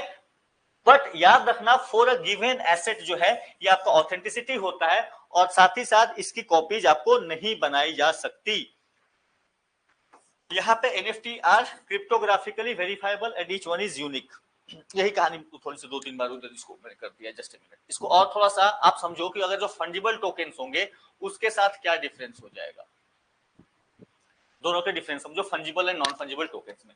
तो फंजिबल टोकन्स क्या होते हैं, आपका 100 रुपए का नोट मैंने आपसे लिया, आपको दे दिया, बात देखी है, तो वो क्या बन गया, वो फंजिबल टोकन बन गया। लेकिन आपका मकान मेरा मकान यूनिक है ना, हम उसको एक से दूसरे से ट्रांजेक्शन नहीं कर सकते, that becomes a non fungible token. बात समझ में आ रही है? So non fungible tokens can not be exchanged, यहाँ पे वो कहानी नहीं आती with similar type of non fungible token. So a car can not be exchange with another car, that's the simple example, उन्हीं को कहा जाता है नॉन फंजिबल टोकन। और अब बताओ नोट क्या है, हर 500 रुपए का नोट एक ही जैसा दिखेगा, हर क्रिप्टो करेंसी एक ही जैसी दिखेगी, मतलब एक ही जैसा उसका होगा, बट एनएफटी क्या होंगे, यूनिक होंगे, हर का कुछ अपना अलग स्टाइल है, कुछ अलग है, तो that is the non fungible token. अब यहाँ पे ध्यान देना कि यहाँ पे फंजिबल टोकन्स को क्या हो सकता है, फंजिबल टोकन्स को डिवाइड किया जा सकता है। 500 रुपए का नोट ले लो, 100 के 5 दे दो, हो गया। तो वहां पे क्या हो जाएगा, फ्रैक्शनलाइजेशन पॉसिबल। नॉन फंजिबल टोकन्स में फ्रैक्शनलाइजेशन है। अब ऐसे थोड़ी होगा आपका घर में बोलोगे एक कमरा मेरा एक तुम्हारा, ऐसे नहीं होगा, वो घर है तो घर ही रहेगा, घर का मालिकाना हक किसी एक के पास ही रहेगा। So that's are the non fungible token. यही मेजर डिफरेंस है आपका fungible and non fungible tokens के लिए, that's the only difference. Unique है, डिवाइड नहीं किया जा सकता, और एक के बदले दूसरे को ट्रांजेक्ट नहीं किया जा सकता, that's the non fungible. Regulation की अगर बात करोगे, लास्ट पॉइंट करा रहा हूं आज के लिए। सो पहली चीज, एक ब्रीफ आपको मैंने स्नैपशॉट दे दी है। 2019 आरबीआई डिक्लेयर क्या कर दिया कि अगर क्रिप्टो कॉइन्स को आप माइन करते हो तो इलीगल है, 10 लाख रुपए का फाइन लगेगा। 2020 सुप्रीम कोर्ट ने कहा ये सब क्या कर रहे हो भाई, फ्री है आपका। गवर्नमेंट को कहा कि गवर्नमेंट आप थोड़ा देखिए, अच्छे तरीके से डिसीजन लीजिए, आप क्रिप्टो एसेट्स जो है अपने को रोक नहीं सकते हम, ठीक है। देन 2022 निर्मला सीतारमन जी आई और इन्होंने कहा ठीक है, उन्होंने नहीं कहा कि हम बैन कर रहे हैं या क्या कर रहे हैं, उन्होंने सिंपली कहा आपको फायदा होगा, 30% का टैक्स देना गवर्नमेंट को देना पड़ेगा, ठीक है। तो 30% tax on income earn from the transfer of virtual assets. अब नुकसान होगा तो तुम समझो, फायदा होगा तो मुझे दे देने का। यही ये माइनिंग अब यहां से नहीं हो रहा है, दो तरीके से होगा। एक तो माइनिंग हुआ तो आपको ट्रांजेक्शन दिखाना पड़ेगा ना कहीं से, जैसे एक तरीके समझो, एक तरीका ये होगा, नहीं, एक तरीका ये होगा कि जो आप इन्वेस्ट कर रहे हो, आप कैसे इन्वेस्ट कर रहे हो, आप तो प्लेटफॉर्म्स के थ्रू इन्वेस्ट कर रहे हो, आप तो बिटकॉइन खरीद रहे हो, माइनिंग हम कहां कर रहे हैं, जनरली हम खरीद बिक्री कर रहे हैं तो प्लेटफॉर्म्स के थ्रू खरीद रहे हैं, तो आपने पैसा दिया होगा लगाने के लिए, तो वो ट्रांजेक्शन आपको दिखेगा, गवर्नमेंट उसको करेगी, ठीक है, तो वो उसको कर रहे हैं। माइनिंग वगैरह तो ये कर ही लेते हैं, अभी भी कर लेते हैं, ठीक है, उसको ट्रैक करना बहुत मुश्किल हो जाता है इनको, ट्रेडिंग को ब्लॉक किया, ठीक है। इसके बाद जो है आपका ये कहानी रही, 30% टैक्स जो है ये आपका लगा, एंड देन फाइनली 2023 यहां पे जो इन्होंने ये भी कह दिया कि जो भी वर्चुअल करेंसी का यूज करके ट्रेडिंग हो रहा है, क्योंकि देखो क्रिप्टो करेंसी का सबसे ज्यादा यूज हो रहा है वो इलीगल एक्टिविटीज के लिए ही हो रहा है, क्योंकि ट्रैक करना इसको मुश्किल है, गवर्नमेंट को पता नहीं चलता है पैसा कहां से आया कहां से गया। तो 2023 में इन्होंने ये भी कह दिया कि जो भी वर्चुअल डिजिटल एसेट्स के अंदर भी जो कवर हो रहा है, जो आपको ट्रेडिंग हो रही है, कुछ भी खरीद रहे हो आप, उसको भी कंसिडर किया जाएगा inside the prevention of money laundering act.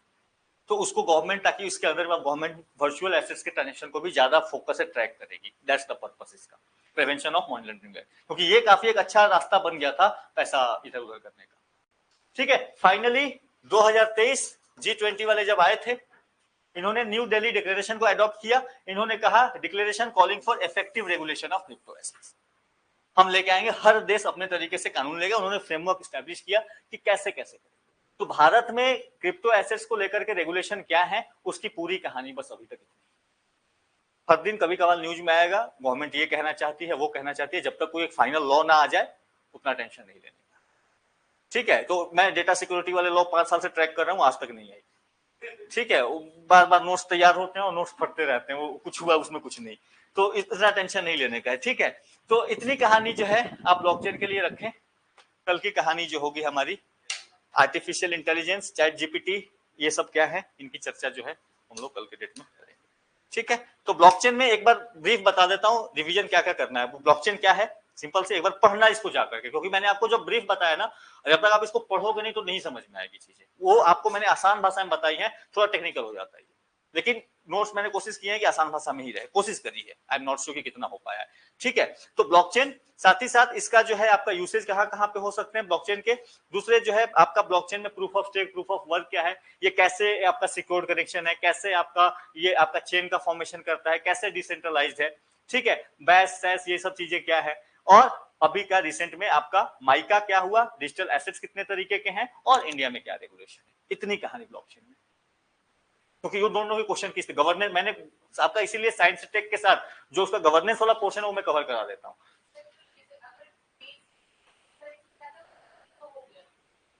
हाँ जी बिल्कुल, उसको जो है थोड़ा सा मैं उसको अलग से डील कराऊंगा, डिजिटल करेंसी, क्योंकि डिजिटल करेंसी अगर दो तरीके से, एक तो सेंट्रल बैंक डिजिटल करेंसी और एक ब्लॉकचेन बेस्ड नॉर्मल करेंसी, दोनों अलग अलग तरीके से काम करेगी, ठीक है। क्योंकि जो इसकी कमियां थी ब्लॉकचेन की, उसी को तो काउंटर करने के लिए सीबीडीसी लेकर के आए। और ब्लॉकचेन की कमियां क्या थी, एनोनिमिटी थी, तो ट्रैक करना मुश्किल था, इलीगल एक्टिविटीज हो रही थी, आम आदमी को समझ में नहीं आती, उनका पैसा इधर उधर जा सकता था।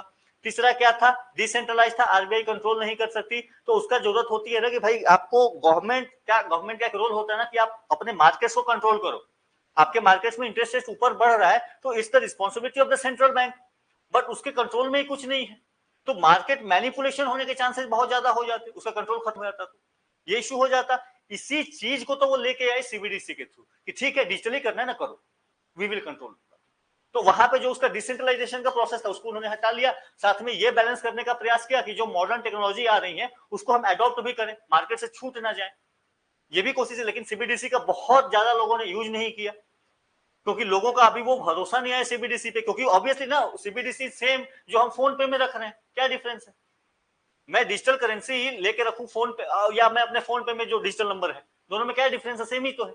तो फिर लोगों को इसका तुक नहीं समझ में है कि मैं क्यों दोनों को अलग अलग रखूं, तो सीबीडीसी एडॉप्शन कम हो गई, यही तो कहानी है, ठीक है। तो दैट्स द आइडिया, ठीक है।